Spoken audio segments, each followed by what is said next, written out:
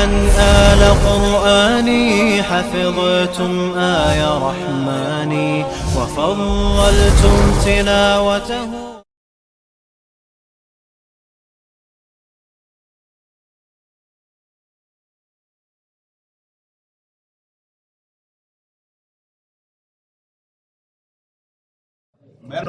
السلام عليكم ورحمة الله وبركاته.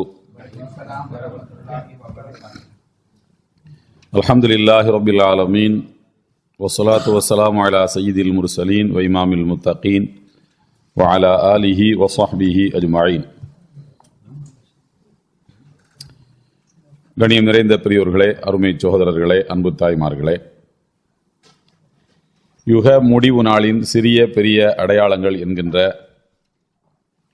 இந்த மாலை நேர அமர்வினுடைய தொடரில் நேற்றைய தினம் நாம்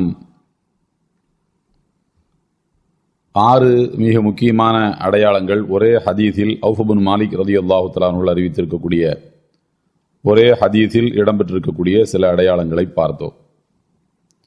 சிறிய அடையாளங்கள் என்பவை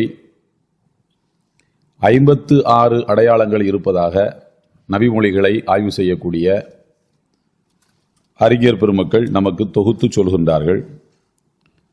அறிஞர்கள் பலரும் அவற்றில் எல்லா அடையாளங்களுமே வந்துவிட்டன என்று சொல்கிறார்கள். நேற்றைக்கு நாம் பார்த்த 6, 7, 8 அடையாளங்கள் அனைத்தும் வந்துவிட்டன என்பதையும் நாம் பார்த்தோம். இப்போது வேறு சில ஹதீஸுகளில் சொல்லப்பட்டிருக்கக்கூடிய இன்னும் சில அடையாளங்களை நாம் பார்க்கலாம். ரசூலுல்லாஹி ஸல்லல்லாஹு அலைஹி வஸல்லம் அவர்கள் கூறுகின்றார்கள், முஸ்னத் அஹ்மத், நஸாஇ, அபு தாவூத், இப்னு மாஜா ஆகிய நூல்களில் இடம்பெற்றிருக்கக்கூடிய ஹதீஸ். ரசூலுல்லாஹி ஸல்லல்லாஹு அலைஹி வஸல்லம் சொன்னார்கள், லா தகூமு ஸாஅத்து ஹத்தா யதபாஹன் நாஸு ஃபில் மஸாஜித். கியாமத் நாள் வருவதில்லை, பள்ளிவாசல்களில் மக்கள் பெருமை அடித்துக் கொள்ளும் வரை. சில அறிவிப்புகளில் ஹத்தா யதபாஹன் நாசு பில் மசாஜித், ஃபில் மசாஜித் என்று சில அறிவிப்புகளிலும் பில் மசாஜித் என்று சில அறிவிப்புகளிலும் இருக்கு. ஃபில் மசாஜித் என்றால் பள்ளிவாசல்களில் வைத்து பெருமை அடிப்பது, பில் மசாஜித் என்றால் பள்ளிவாசல்களை வைத்து பெருமை அடிப்பது. பள்ளிவாசல்களை வைத்து பெருமை அடிப்பதென்றால் எங்க ஊரு பள்ளிவாசல் 150 அடி மினாரா, 5 கோடி தெரியுமா? உங்க பள்ளிவாசல் 2.5 கோடி. அப்ப எங்களை விட உங்களுக்கு பாதி தான் தக்குவா இருக்கு. மினாராவினுடைய உயரத்தை வச்சு தக்குவாவினுடைய ஸ்கேலாக மனிதர்கள் அதை கருதுகிறார்கள். எங்க பள்ளிவாசலுக்கு நாங்கள் எவ்வளவு செலவு பண்ண தெரியுமா? உள்ள வந்து பாத்துறீங்களா நீங்க?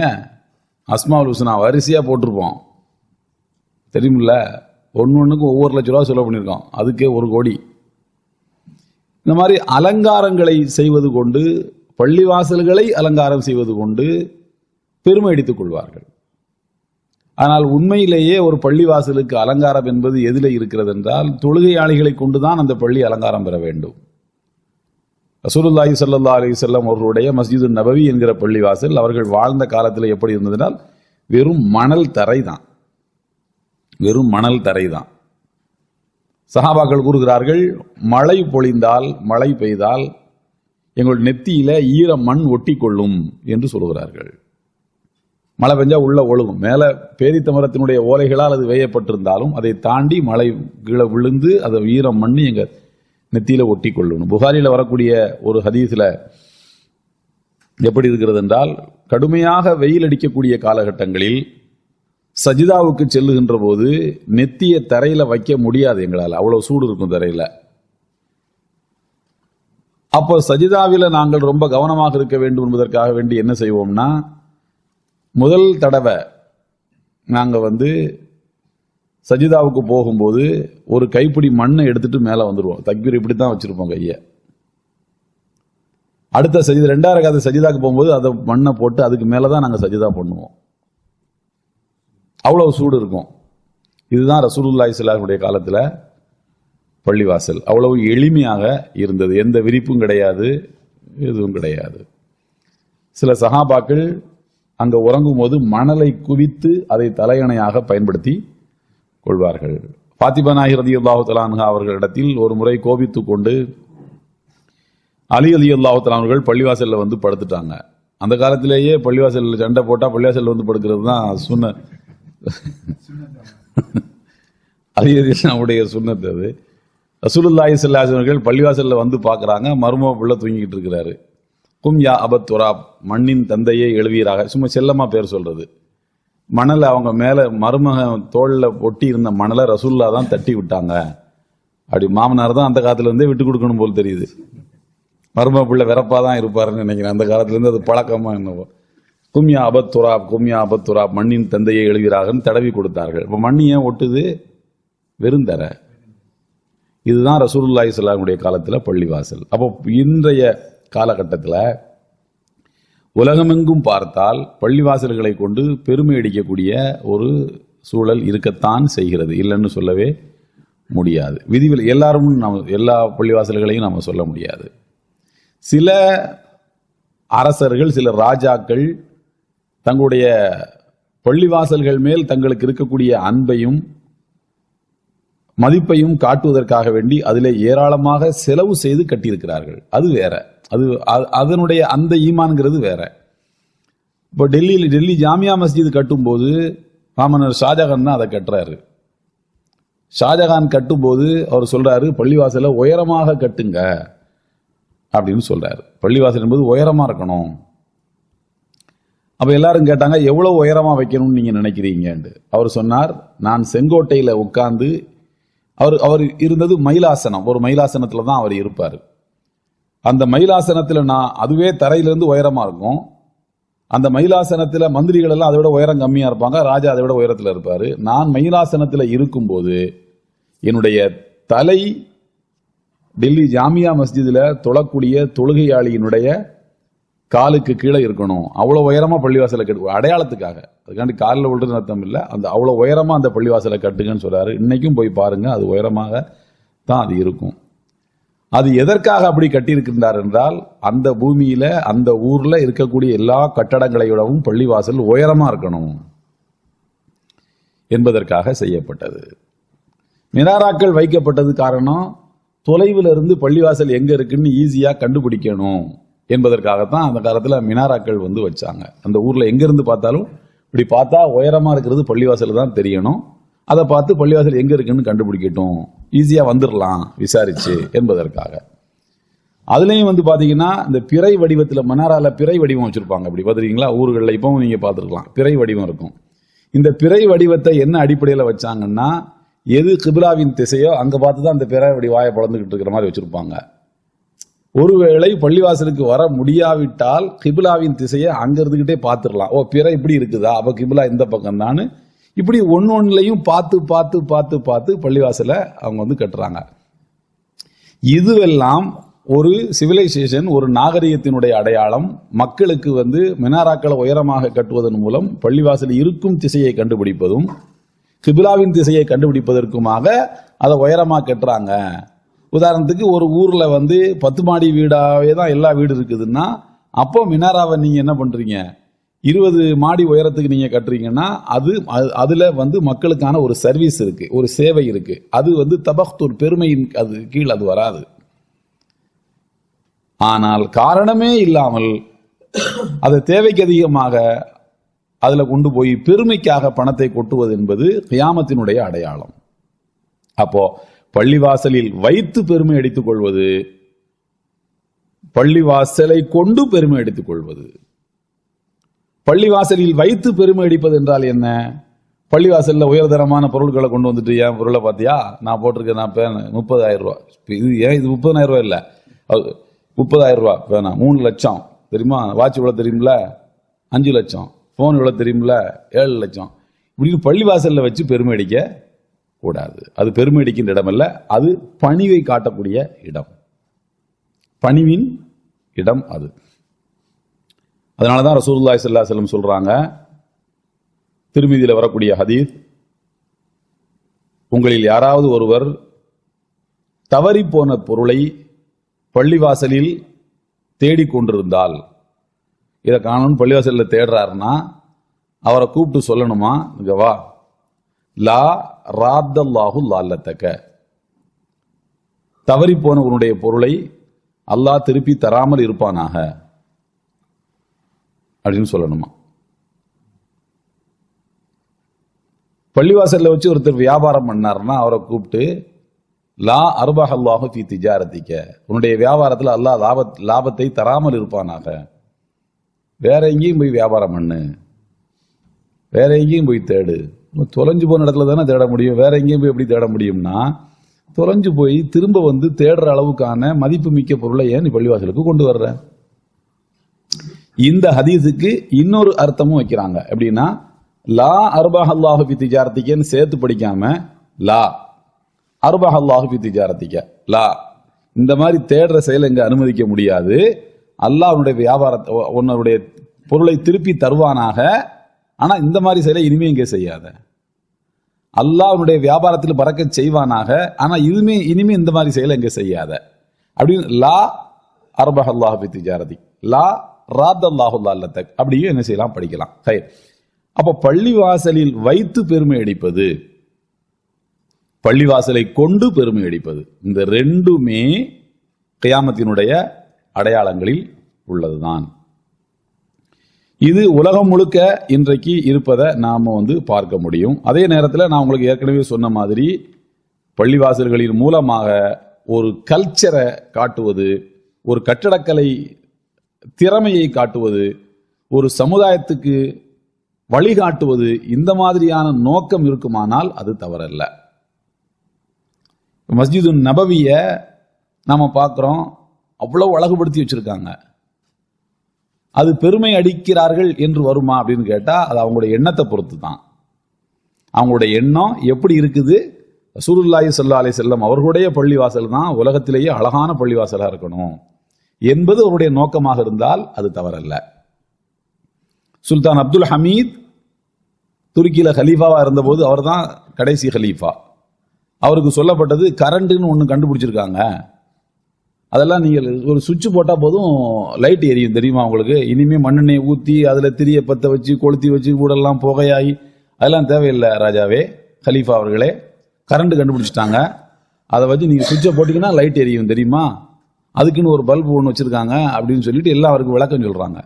அவர் உட்கார்ந்து கேட்டுட்டு ரொம்ப ஆச்சரியப்பட்டு, அப்படியா இவ்வளவு இலகுவா போச்சா உலகம் அப்படின்னு சொல்லிட்டு, அப்போ நம்முடைய ஆளுகைக்கு உட்பட்ட பகுதியில் நம்ம மாளிகைக்கு தான் முதலாக கரண்ட் கொடுக்கணும், அதானே, அப்பதானே கரெக்டா இருக்கும் என்று சொல்லும்போது அவர் சொன்னாரு, முதலாக என்னுடைய ஆளுகைக்கு உட்பட்ட பகுதியில் வெளிச்சம் கொடுக்கணும்னா மஸ்ஜிது நபவிக்கு தான் கொடுக்கணும், ரசூலுல்லாஹ்வுடைய பள்ளிவாசலுக்கு தான் வெளிச்சம் கொடுக்கணும் அப்படின்னு சொல்லி முதலாக வெளிச்சம் கொடுக்கப்பட்டது இஸ்லாமிய ஆட்சிக்கு உட்பட்ட பகுதியில் மஸ்ஜிது நபவியில தான். அப்படி மாட்டப்பட்ட அந்த பல்பு இன்னைக்கும் துருக்கியில அருங்காட்சியகத்தில் வைக்கப்பட்டிருக்கு. முதலாக மாட்டப்பட்ட வெளிச்சம் கொடுத்த இது பெருமையின் கீழ் வருமா? இது பெருமையில வராது. இது எதுல வரும்? தாவது கண்ணியப்படுத்துவதில் வரும். ரசூலுல்லாஹ்வை அவங்க கண்ணியப்படுத்துறாங்க, அந்த அன்பின் கீழ் அது வரும். அன்புக்கும் உண்டோ அடைக்கும் தாள்னு அந்த காலத்திலே சொல்லியிருக்கான். அன்புக்கு தான் எல்லை கிடையாது இல்ல, மடை உடைத்து அணையை உடைத்து கொண்டு பாய்வதற்கு பேர் தான் அன்பு. நம்ம பேரம்பேத்தியை கொஞ்சம் போது கன்னத்துல தான் முத்தம் கொடுக்கணும்னு நம்ம நினைச்சாலும் கழுத்துல கொடுப்போம், தலையில கொடுப்போம், அப்படித்தானே. அது அன்பு அணை கடந்து பாயும் போது என்ன பண்றோம்னு தெரியாது. அந்த மாதிரி நடக்கக்கூடிய ஒரு விஷயங்கள். அப்போ அதுவெல்லாம் பெருமை என்பதன் கீழ் வராது. மொத்தத்தில் பள்ளிவாசலில் வைத்து பெருமை அடிப்பதும் பள்ளிவாசலை கொண்டு பெருமை அடிப்பதும் கியாமத்தினுடைய அடையாளங்களில் ஒன்று. அடுத்தபடியாக பார்த்தோம்னா, ரசூலுல்லாஹி ஸல்லல்லாஹு அலைஹி வஸல்லம் கூறுகின்றார்கள், புகாரி, முஸ்லிம், அஹ்மது ஆகிய நூல்களில் இடம்பெற்றிருக்க ஹஜ்ரத் அபூ ஹுரைரா ரலியல்லாஹு தஆலா அன்ஹு அறிவிக்கின்றார்கள், லா தகூமு ஸாஅத்து ஹத்தா யமுர்ர الرجل بقبر الرجل فيقول يا ليتني مكانه. இப்படி ஒரு சம்பவம் நடக்காமல் உலகம் அழியாது. என்ன சம்பவம்னா, இறந்து போனவர்கள் அடக்கம் செய்யப்பட்டிருக்கக்கூடிய மண்ணறையை கடந்து போகக்கூடிய ஒரு மனிதன், ஐயோ இந்த இடத்துல நாம அடங்கி இருக்கலாமே, நம்ம எதுக்கு வாழ்ந்துகிட்டு இருக்கோம் தேவையில்லாம அந்த அனாச்சாரம் முடிச்ச உலகத்துல, நம்ம ஏற்கனவே இவங்க மூத்தா போகும்போதே நம்மளும் மூத்தா போயிருந்தா நல்லா இருக்குமே என்று மனிதன் எதற்கு ஆசைப்படுவானாம்? மரணித்து விட்டால் நன்றாக இருக்குமே என்று வாழும் மனிதர்கள் இறந்து போனவர்களை பார்த்து பொறாமைப்பட்டு அல்லது ஆசைப்படக்கூடிய அளவுக்கு அவங்க விரக்தியில் இருப்பாங்க. சில நேரங்களில் நமக்கும் தோணும், உடனே கொஞ்சம் சுதாரிச்சிடும், ஐயோ அப்படிலாம் இல்லை, சும்மா இதுக்கு சொல்லிட்டேன், சும்மா ஆசைக்காக சொல்லிட்டேனே தவிர உண்மையிலேயே மூத்தா போறதுக்கு ஆசையெல்லாம் யாருக்கும் இருக்குதில்லை. ஆனா உண்மையிலேயே அப்படி ஆசைப்படக்கூடிய ஒரு சூழல் சில பேருக்கு நேர்ந்திருக்கிறது. அதாவது இந்த அடையாளம் நடந்து முடிஞ்சிடுச்சு என்பதற்கு காரணமாக சொல்லப்படக்கூடிய உதாரணங்கள் என்னவென்று பார்த்தால் இமாம்களுடைய வாழ்க்கையிலேயே அந்த மாதிரி நிறைய நடந்திருக்கு. ஹஜ்ரத் புகாரி ரஹ்மத்துல்லாஹி அலைஹி அவருடைய கடைசி நேரங்கள் எப்படி இருந்தன? மிகப்பெரிய ஒரு இமாம். அவர்கள் ஒவ்வொரு ஹதீஸையும் பதிவு செய்யும் போது மதீனாவுக்கு மஸ்ஜிது நபவிக்கு போய் ரசூலுல்லாஹி ஸல்லல்லாஹு அலைஹி வஸல்லம் அவர்கள் அடக்கம் செய்யப்பட்டிருக்கிற இந்த இடத்துக்கு முன்னால நின்று அந்த ஹதீஸை படிச்சுட்டு தான் பதிவே செஞ்சிருக்காங்க. 4000 ஹதீஸ்களையும் அப்படித்தான் அவங்க பதிவு செஞ்சிருக்காங்க. அவருடைய செல்வாக்கு கொடிகட்டி பறக்குது. அவர்கள்ட்ட கல்வி படிக்கிறதுக்காக பல ஊர்கள்ல இருந்து மக்கள் புறப்பட்டு வர்றாங்க. இமாம் திர்மிதி ரஹ்மத்துல்லாஹி அலைஹி அவர்கள் இமாம் புகாரியினுடைய மாணவர். இமாம் புகாரியுடைய மாணவர் தான் இமாம் திர்மிதி. அவங்களே பெரிய ஹதீஸுக்குள்ள பெரிய கட்டிக்காரங்க. இமாம் புகாரி அவர்களுடைய மரணத்துக்கு பிறகு இமாம் திர்மிதி அவர்கள் உஸ்தாத் இறந்துட்டாங்களான்னு அழுது அவங்களுடைய கண் பார்வையே போயிடுச்சு. இமாம் திர்மிதி அவர்கள் கடைசி நேரத்தில் கண் பார்வை கிடையாது அவங்களுக்கு. அந்த அளவுக்கு மாணவர்களுக்கு மத்தியில் இமாம் புகாரிக்கு பெரிய செல்வாக்கு. ஒரு ஊருக்கு இமாம் புகாரியும் போறாரு, அந்த நாட்டினுடைய ராஜாவும் போறாரு அல்லது கவர்னரும் போறாருன்னா இவரை யாரும் ஏறிட்டு பார்க்க மாட்டாங்க, கூட்டம் பூரா அங்கே தான் இருக்கும். அப்போ அவனுக்கு வயிறு எரியும்ல. அதாவது இந்த பக்கம் கூட்டம் அதிகமாக இமாம் புகாரிக்கு கம்மியாக இருந்தால் கூட அவங்க அந்த தக்குவா இறையச்சம் இதையெல்லாம் வச்சு அவங்க பேலன்ஸ் பண்ணி நமக்கு என்னங்க இருக்கு, ஆட்சியாளர் அவன் பேசாமல் என்ன வாழ்ந்துட்டு போறான், நமக்கு என்ன இருக்குன்னு இவங்க தக்குவாவோட ஒதுங்கக்கூடிய மனம் உள்ளவங்க. ஆனால் இவன் அப்படி கிடையாது. அதிகாரத்தை பார்த்தவன், அதிகாரத்தை சுவைச்சவன், வரும்போது 4 பேர் எந்திரிச்சு பராக்குன்னு கும்பிடு போடுறதும் கையெழுத்து இதை பார்த்து அவனுக்கு ஒரு மனசுல ஒரு பெருமை வந்திருக்கும். அதெல்லாம் மடை மாறி இமாம் புகாரிக்கு கிடைக்கும்போது இவனால தாங்க முடியல. நைசாப்பூர்ல இருக்கக்கூடிய நேரத்தில் இமாம் புகாரி அவர்கள்ட்ட ஒரு கடிதத்தை கொடுத்து கொடுத்தாரு நைசாப்பூருடைய கவர்னர் அமீர். எந்த விளக்கம் அதுல இல்லை, உடனடியாக நீங்க இந்த ஊரை காலி செஞ்சுட்டு போயிடணும். கடிதத்தை வாங்கி பார்த்தாங்க. அவங்க சொன்னாங்க, என்கிட்ட இருக்கக்கூடிய லைப்ரரியில் இருக்கக்கூடிய புத்தகங்களை எல்லாம் பண்டல் கட்டி எடுத்துட்டு போறதுக்கு ஒரு 3 நாள் அவகாசம் வேணும்னு கேட்டாங்க. அவ்வளோ புக்ஸ் நான் வச்சிருக்கேன், நான் எழுதின புக்கு, நான் ரெஃபரன்ஸுக்கு வச்சிருக்கக்கூடிய புத்தகங்கள், பெரிய பெரிய புத்தகங்கள் இருக்கு, எனக்கு ஒரு 3 நாள் மட்டும் அவகாசம் கொடுங்க, இதெல்லாம் பண்டலா எடுத்து கட்டிக்கிட்டு நான் போயிடுறேன். அதெல்லாம் முடியாது, 3 நாளும் கிடையாது. இந்த கடிதம் பார்த்த நிமிஷத்துல இருந்து அடுத்து உங்க வீட்டுக்கு அதிகாரிகள் வரும்போது நீங்க இருக்கக்கூடாது. அது அவங்க வேலையெல்லாம் முடிச்சுட்டு 1 மணி நேரத்துலையும் வரலாம், 3 மணி நேரத்துலையும் வரலாம், 1 நாள்லையும் வரலாம், 3 நாளும் ஆகலாம், அது தெரியாது. நெக்ஸ்ட் வரும்போது நீங்க இருக்கக்கூடாது. அவசரமா எல்லாத்தையும் அள்ளி போட்டுட்டு கிளம்பி போறாங்க. கிளம்பி போயிட்டு அதன் பிறகு அவங்க எங்க போறாங்கன்னா சமர்கந்துங்கிற ஊருக்கு போறாங்க. சமர்கந்துக்கு அப்புறமாக அங்க உள்ள ஆட்சியாளரும் என்ன பண்றாருன்னா, நீங்க இங்க இருக்கக்கூடாது, உடனே போங்கன்னு கடிதம் கொடுத்து அனுப்புறாரு. கடைசியில் அவர்கள் 3ஆவதாக அவர்கள் வந்தது ஃபஹர்ந்தக்னு ஏதோ ஒரு ஊர். அந்த ஊருக்கு அவங்க வர்றாங்க. அந்த ஊரில் உள்ள மொழி லோக்கல் பாஷையில் உள்ள பேர், அந்த பேர் அந்த ஊர்ல அவங்க இருக்கிறாங்க. அது ரமதான் முடிஞ்சு பெருநாள் பிறை தென்பட்ட இரவு. அங்க இருந்தும் கடிதம் வருது, நீங்க இந்த ஊர்ல இருக்கக்கூடாது, உடனே காலி பண்ணிட்டு போங்க. எதுக்குப்பா என்ன இந்த விரட்டுறாங்கன்னு? ஒன்றும் இல்லைங்க, மக்கள் எல்லாம் உங்களை பார்த்தா சலாம் சொல்றான், அரசரை பார்த்தா சலாம் சொல்ல மாட்டான். இதுதான் விஷயமே. அதுதான் நிறைய ஊர்ல பள்ளிவாசல் இமாம்களை நீக்கிறதுக்கு என்ன காரணம் தெரியுமா? தலைவருக்கு சலாம் சொல்லலாண்டு. நான் சிரிக்கிறதுக்கெல்லாம் சொல்ல, உண்மை. இப்ப இந்த மதிப்பு மரியாதை என்பது ஒரு மனிதனை ஆணவத்தில் கொண்டு போய் விடுது.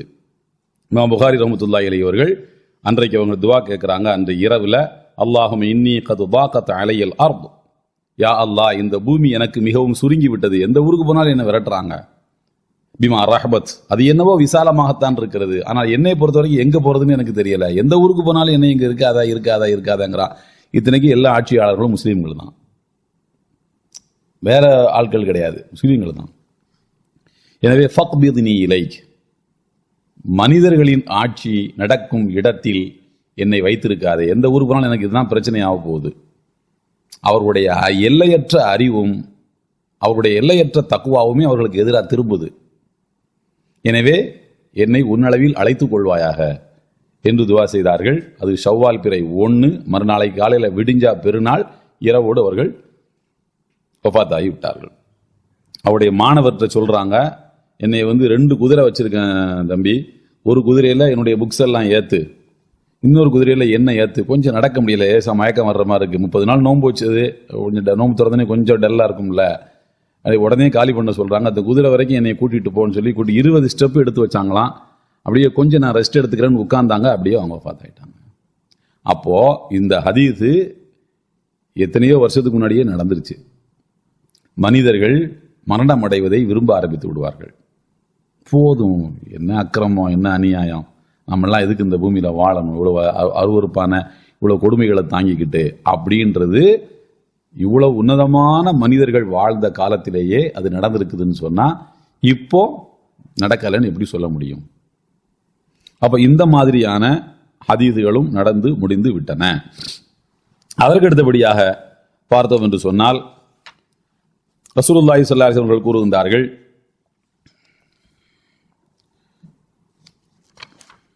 நிறைய அடையாளங்கள் இருக்குது, கிட்டத்தட்ட 56 அடையாளங்கள் இருக்குது. பாருங்க, வல்லதி நஃப்ஸி பியதிஹி, ரசூலுல்லாஹி ஸல்லல்லாஹு அலைஹி வஸல்லம் கூறுகிறார்கள், சஹீஹ் முஸ்லிமில் இடம்பெற்றிருக்கிறது. வல்லதி நஃப்ஸி பியதிஹி, என்னுடைய உயிரை தன் கைவசத்தில் வைத்திருக்கக்கூடிய ரப்புல் ஆலமீன் அல்லாஹ் மீது சத்தியமாக சொல்கின்றேன், லயஅதியன்ன அலன் நாஸி ஸமான், மக்களிடம் ஒரு காலம் வரும். அந்த காலம் எப்படி இருக்கும் என்றால், லா யத்ரில் காத்திலு ஃபீமா கத்தல் வமல் மக்தூலு ஃபீமா குத்தில், கொலை அதிகமாகிவிடும், கொன்றவனுக்கு ஏன் கொன்றோம் என்று தெரியாது, கொல்லப்பட்டவனுக்கு நம்மளை ஏன் கொன்னாங்கன்னு தெரியாது. இப்போ ஒரு மனிதரை கொல்றோம்னா அவர் ஏதாவது தப்பு செஞ்சிருக்கணும், தண்டிப்பாங்க. நம்ம ஏதோ அவனுக்கு வேண்டாத மாதிரி நடந்திருக்கோம், நம்மளை கொலை பண்றான், காரணமாக தெரியுது. கொலை செய்யக்கூடியவனுக்கும் ஏன் கொன்றோம் என்று தெரியாது, கொல்லப்பட்டவனுக்கும் ஏன் கொல்லப்பட்டோம் என்று தெரியாது. அந்த அளவுக்கு கொலைகள் என்பவை மிக யதார்த்தமாக ஆகிவிடும். இன்னைக்கு சோல்ஜர்ஸ் இருக்காங்க, ஒரு மிலிட்ரியில வேலை செய்யக்கூடிய சிப்பாய்கள் இருக்காங்க, திடீர்னு அந்த நாட்டில் போய் படையெடுத்து குண்டு போட்டுவான்னு சொல்றான். எதுக்கு அவனை எதுக்கு இவன் கொல்ல போறான்னு இவனுக்கு தெரியாது. கேட்டா மேலிடத்து உத்தரவுன்னு சொல்லுவான், சாதாரணமா சொல்லுவான். திடீர்னு போலீஸ் வருவான், அரெஸ்ட் பண்ணிட்டு போவான். என்னங்க ஏங்க அரெஸ்ட் பண்றீங்க? எங்களுக்கு தெரியாது, மேலிடத்து உத்தரவுன்னு சொல்லுவான். காரணமே தெரியாது, அரெஸ்ட் பண்றவனுக்கும் தெரியாது, அரெஸ்ட் யாரை பண்றாங்களோ அவங்களுக்கும் தெரியாது. அந்த மாதிரி கொலை பண்றவனுக்கும் தெரியாது, கொல்லப்பட்டவனுக்கும் தெரியாது, என்ன காரணமே தெரியாது. அந்த அளவுக்கு கொலைகள் என்பவை மிக சாதாரணமாக ஆகிவிடும். இன்றைக்கு இது உலகத்தில் ரொம்ப சர்வசாதாரணமாக நடைபெற்று கொண்டிருக்கிறது.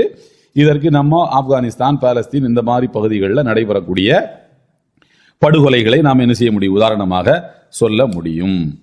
அதற்கடுத்து பார்த்தோம்னு சொன்னா, ரசூலுல்லாஹி ஸல்லல்லாஹு அலைஹி வஸல்லம் கூறுகின்றார்கள், இன்ன பைன யதை ஸாஅத்தில் அய்யாமன், கியாமத்து நாளுக்கு முன்னர் உலகத்தில் சில காட்சிகள் தோன்றும். அந்த காட்சிகள் எப்படி இருக்கும் என்றால், யன்ஸிலு ஃபீஹல் ஜஹ்லு வ யுர்ஃபஅல் இல்மு வ யக்ஸிரு ஃபீஹல் ஹரஜ், அறியாமை மிகைத்து விடும், கல்வி அகற்றப்பட்டு விடும்.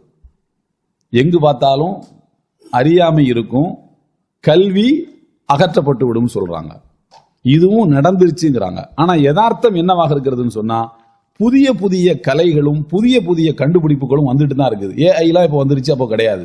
ஃபேக்ஸ் இப்போ வள கொழிஞ்சு போச்சு. ஒரு காலத்துல ஃபேக்ஸை பார்த்தே ரொம்ப ஆச்சரியமா சொல்லிக்கிட்டு இருந்தாங்க. அப்போ கல்வி ஞானங்களும் கண்டுபிடிப்புகளும் அதிகமாகத்தானே ஆகிட்டு இருக்குது. ஆனா ஹதீஸ்ல எப்படி வருது, அறிவு ஞானம் குறைந்து அறியாமை அதிகரித்து விடும் அப்படின்னு சொல்லப்பட்டிருக்கு என்று கேட்டால், வளர்ந்து கொண்டிருக்கக்கூடிய அறிவு எதுவும் அறிவல்ல. எது அறிவுன்னு கேட்டா, எது ஒரு மனிதனை ஒழுக்கமாக வாழ வைக்கிறதோ அதுதான் அறிவு. வளர்ந்து கொண்டிருக்கக்கூடிய அறிவுகள் மனிதனை ஒழுக்கம் உள்ளவனாக வாழ வைப்பதை விட ஒழுக்கம் கெட்டவனாக வாழ வைப்பதில் தான் அவைகளுக்கு வேலை அதிகமா அப்படித்தான் கொடுக்கப்படுகிறது. இப்ப ஏஐ வச்சுக்கிட்டு என்ன பண்ண, நல்ல காரியமா பண்றான்?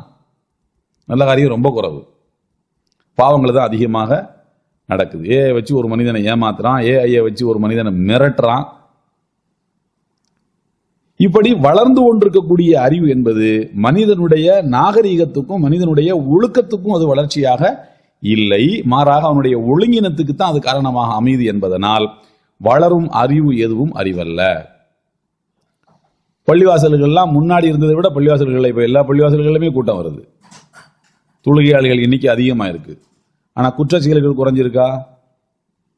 குற்றச்செயல்களும் கூடிக்கிட்டே தான் போகுது. அப்போ ஒரு புறம் இது வளர, இன்னொரு புறம் ஒழுங்கினங்கள் நிறுத்தப்பட்டிருக்க வேண்டும், அது நிறுத்தப்படல. அப்படியானால் இதுவும் அதுவும் வளர்கிறது. அப்ப அறியாமையும் ஒரு புறத்துல வளருது, கல்வி ஞானம் குறையுது. என்ன கல்வி ஞானம் குறையுதுன்னா, மார்க்கத்தை பற்றி உள்ள விளக்கம், ஹதீதுகளை பற்றி உள்ள விளக்கம், குரானை பற்றி உள்ள விளக்கம், இவைகளெல்லாம் தகுதியான சொல்லக்கூடிய தகுதி வாய்ந்த அறிஞர்கள் ஒவ்வொருவராக போய்கொண்டே இருக்கின்றார்கள். இதுதான் கல்வி ஞானம் குறைவதும் அறிவீனம் அதிகரிப்பதும் என்பதற்கான விளக்கம் என்று இந்த நபிமொழி, இந்த ஹதீஸுக்கு விளக்கம் சொல்லக்கூடிய அறிஞர் பெருமக்கள் கூறுகின்றார்கள். அதே மாதிரி பாத்தீங்கன்னா ரசூலுல்லாஹி ஸல்லல்லாஹு அலைஹி வஸல்லம் கூறுகின்றார்கள், புகாரி ஷரீஃபில் இடம்பெற்றிருக்கு, ஹஜ்ரத் அபூ ஸயீத் அல் குத்ரி அவர்கள் அறிவிக்கின்றார்கள், சஹீஹ் முஸ்லிமில் இடம்பெற்றிருக்கிறது, லதத்தபிஉன்ன சுனன மன் கப்லக்கும் ஷிப்ரம் பி ஷிப்ரின் வ திராஅன் பி திராஇன் ஹத்தா லவ் தகலு ஜுஹர தப்பின் தபிஅதுமூஹு. உங்களுக்கு முன்னர் உலகத்தில் வாழ்ந்த சமுதாயத்து மக்களின் வழிமுறைகளை நீங்கள் பின்பற்ற ஆரம்பித்து விடுவீர்கள். உங்களுக்கு முன்னர் உலகத்தில் வாழ்ந்த சமுதாயத்து மக்களுடைய வழிமுறைகளை பின்பற்ற ஆரம்பித்து விடுவீர்கள். எந்த அளவுக்குன்னா, முளத்துக்கு முளம், ஜானுக்கு ஜான், அவங்க செஞ்சதை அப்படியே நீங்க செய்வீங்க. எந்த அளவிற்கு அவர்கள் ஒரு உடும்பு பொந்துக்குள்ள போய் நுழைந்தாலும் நீங்களும் அந்த உடும்பு பொந்துக்குள்ள தான் போய் நுழைவீங்க. அவன் செஞ்சதெல்லாம் நீங்க செய்வீங்க. முன்னோர்கள் என்று யாரை நீங்கள் சொல்கிறீர்கள் அல்லாஹ்வுடைய திருத்தூதரே? சஹாபாக்கள் கேட்கிறாங்க. அவன் செஞ்சதை பார்த்து நாங்க செய்வோம் சொல்றீங்களா? அந்த அவன்ங்கிறது யாரு? யூதர்களையும் நசாராக்களையுமா நீங்கள் சொல்கிறீர்கள் என்று கேட்கும்போது ரசூலுல்லாஹி ஸல்லல்லாஹு அலைஹி வஸல்லம் சொன்னார்கள், வேறு யாரை சொல்கிறேன் அப்படின்னாங்க. வேற யாருக்கு? அவங்கள தான் சொல்றேன். அவன் செஞ்சதெல்லாம் நீங்க செய்வீங்க. அவங்க என்ன செஞ்சாங்க? இறை தூதர் ஈசா நபி அல்லாஹ்வுடைய மகன்னு சொன்னாங்க, இணை வச்சாங்க. ஈமான்ல இணை வைக்கக்கூடிய குணம் உங்கள்கிட்ட வந்துடும். ஒரு ஆள் கொஞ்சம் ஞானமாகவும் கொஞ்சம் புத்திசாலித்தனமாகவும் பேசுனா அவனை என்ன செய்வீங்க? அல்லாஹ்வுடைய அந்தஸ்துக்கு கொண்டு போயிடுறான்ல. காதியானி இருக்காரு பார்த்தீங்களா? காதியானுக்கு பிரிக்கப்படாத இந்தியாவில் பிறந்தவர். ஆரம்பத்தில் அவர் ஒழுங்காக தான் இருந்தார், நல்ல விதமாக குரானுக்கு விளக்கம் சொல்லிக்கிட்டு நல்ல மனுஷனாக தான் இருந்தார். அற்புதமான குரான் விரிவுரையாளர். ஒரு நாள் அவருடைய மாலை நேர அமர்வுகளில் மக்ரிப் தொழுதுட்டு பயான் பண்ணுவாராம். பயான் பண்ணும்போது அவருடைய உரையில் மயங்கிய கூட்டத்திலிருந்து ஒருத்தர் சொன்னாராம், நீங்க அநேகமாக ஒரு நபியாக இருக்கக்கூடும் இருக்காரு. அது அவருக்கு பிடிச்சிக்கிச்சு. ஒருவேளை இருக்குமோ, நம்ம நபியா இருப்போமோன்னு நினைச்சுக்கிட்டு அன்னையிலிருந்து அவர் நபின்னு தன்னை சொல்ல ஆரம்பிச்சுக்கிட்டாரு. எனக்கும் பல கல்யாணம் பண்றதுக்கான ரைட்ஸ் இருக்குன்னு சொன்னாரு. எல்லா கதையும் அவரே உண்டாக்கிக்கிட்டாரு. அப்போ இதெல்லாம் யாரால வருது?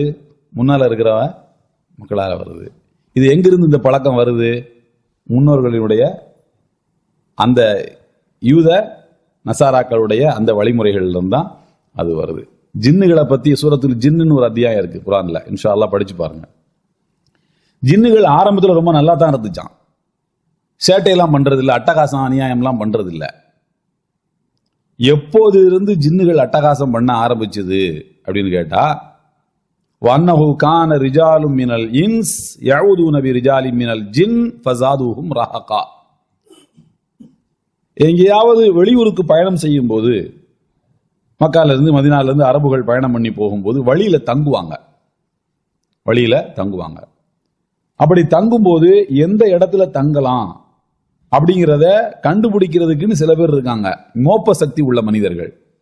அரபு இலக்கியங்கள்ல அவங்கள பத்தி வருது. அவங்கள சம்பளத்துக்கு கொடுத்து கூட்டிட்டு போவாங்களாம் பெரிய பெரிய மனிதர்கள் எல்லாம். அவன் என்ன பண்ணுவான், தரையில இருக்கிற மண் இருக்கு இல்லையா, அதை எடுத்து இப்படி மோந்து பார்ப்பான்.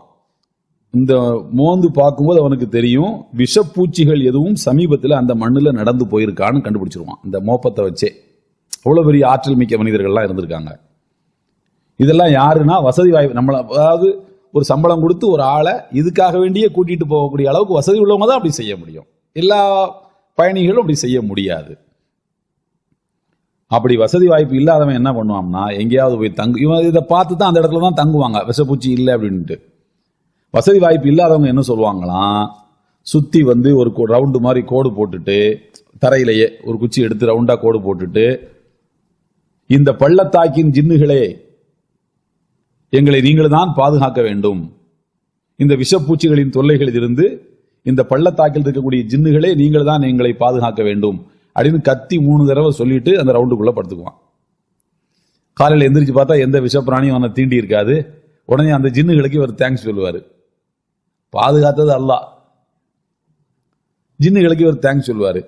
ஜின்னுகளுக்கு பாதுகாப்பு தேடியதும் மறுநாளைக்கு தேங்க்ஸ் சொன்னதுனாலையும் அந்த ஜின்னுகள் நினைச்சுக்கிடுமா, ஒருவேளை நம்ம தான் காப்பாத்திருக்கோமோ அப்படின்னு அது தன்னைத்தானே எப்படி நினைச்சுக்கிடுச்சான். அந்த காதியானி நினைச்சான்ல, அந்த மாதிரி தன்னைத்தானே நாம ஒரு பெரிய காவலர்னு அது நினைச்சு அன்னையில இருந்து அது பெருமை அடிக்க ஆரம்பிச்சிருச்சு.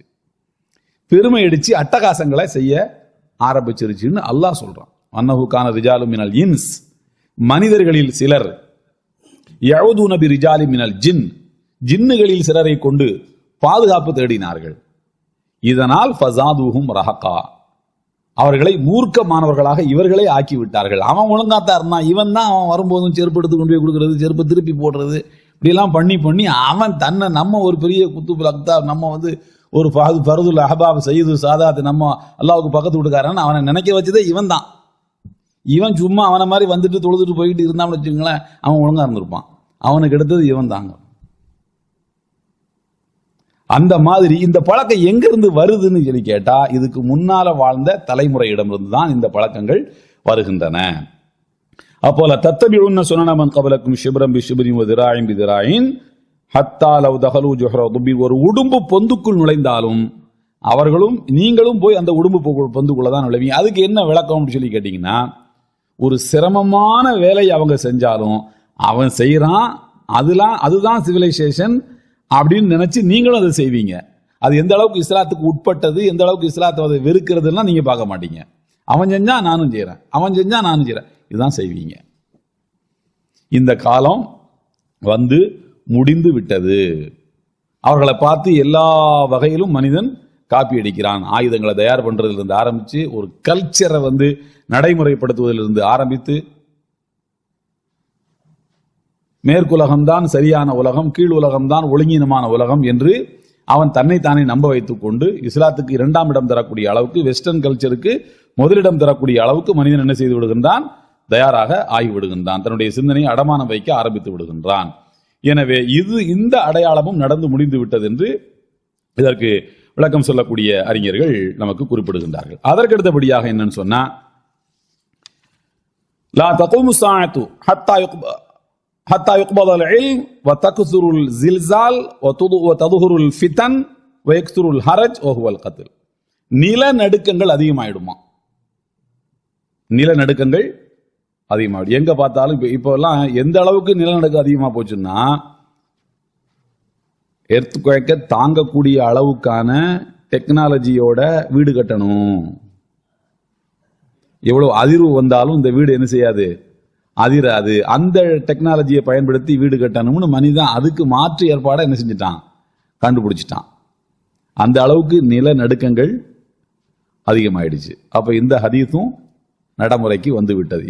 எங்க பார்த்தாலும் சின்னதாகவோ பெரிதாகவோ நிலநடுக்கங்கள் வந்து கொண்டே இருக்கின்றன. ரசூலுல்லாஹி ஸல்லல்லாஹு அலைஹி வஸல்லம் சொல்லுகின்றார்கள், இந்த நிலநடுக்கங்கள் எதனால ஏற்படுது, எப்போ ஏற்படும் என்று கேட்டால், பெருமானார் ஸல்லல்லாஹு அலைஹி வஸல்லம் கூறுகின்றார்கள், ஒரு மனிதன் பெற்றோரை துன்புறுத்த தொடங்கும் போது, எந்நேரமும் அவன் நண்பர்களோடு இருப்பதற்கே அவன் முதலிடம் தரும்போது,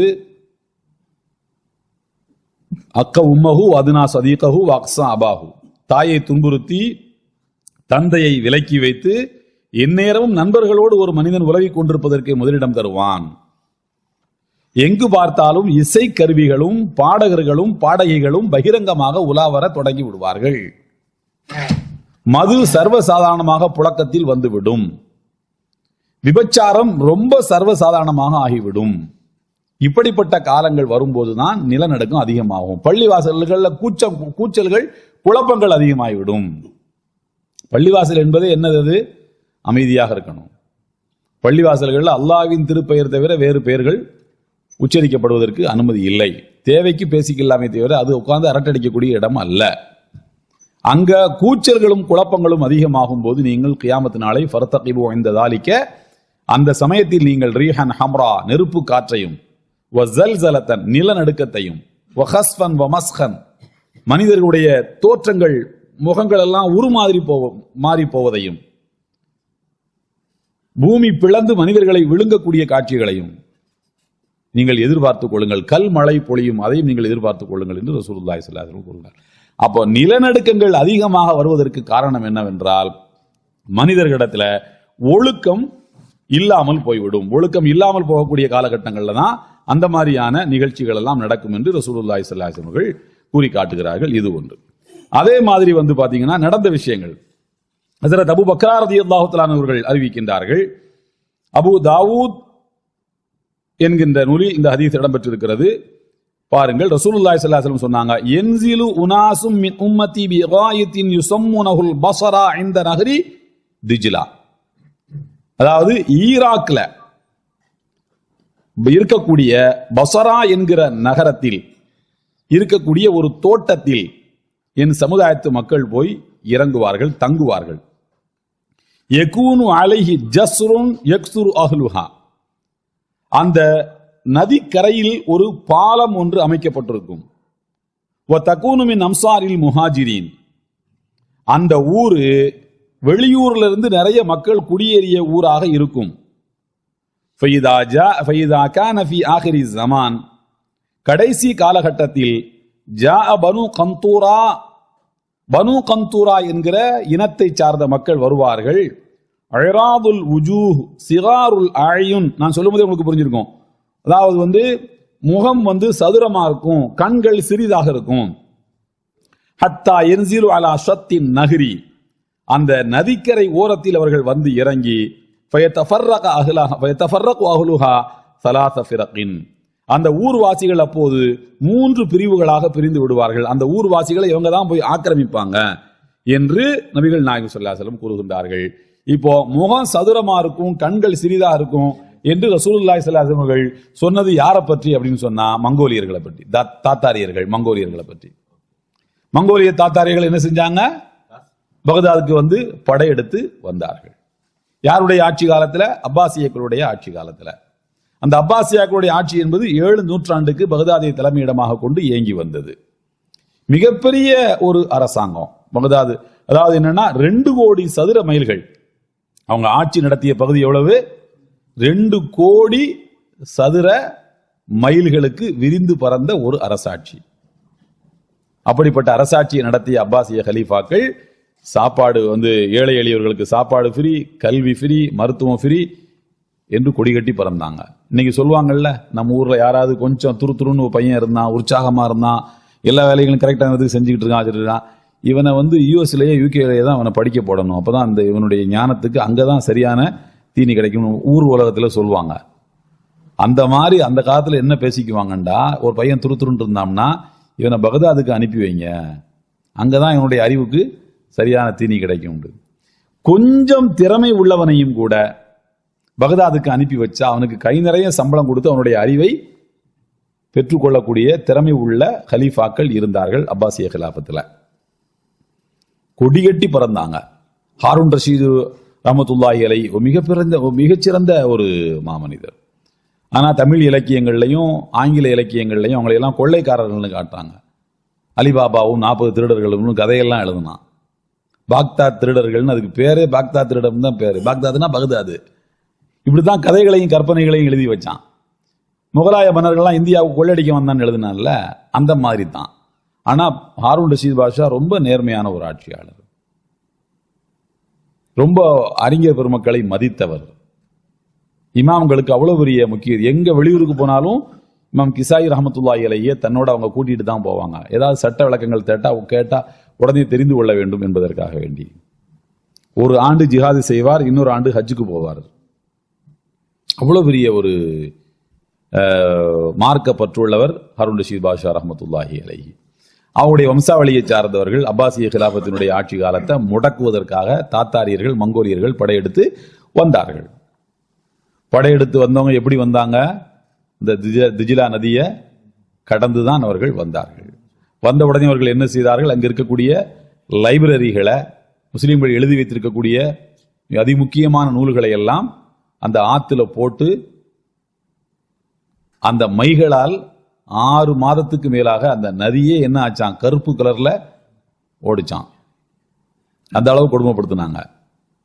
கடைசியில ஒரு பெரிய வினோதமான செய்தி என்னன்னா, மங்கோலியர்களுடைய தளபதி வந்து அல் ஹலீஃபா முஅத்தஸிம் பில்லா, அவர் தான் கடைசி ஹலீஃபா. அவரை தான் வந்து அரெஸ்ட் பண்ணி கொலை பண்றாங்க. அவர் என்ன சொல்றாரு, தங்கம், வெள்ளி, வைரம், வைடூரியம் இதெல்லாம் எங்க நான் புதைச்சி வச்சிருக்கிறேனோ அந்த இடத்த நான் காட்டுற மங்கோலியர்கள்ட்ட சொல்றாரு, அந்த இடத்த காட்டுறேன், எல்லாத்தையும் எடுத்துக்கங்க, என்ன விட்டுருங்க அப்படிங்கிறாரு.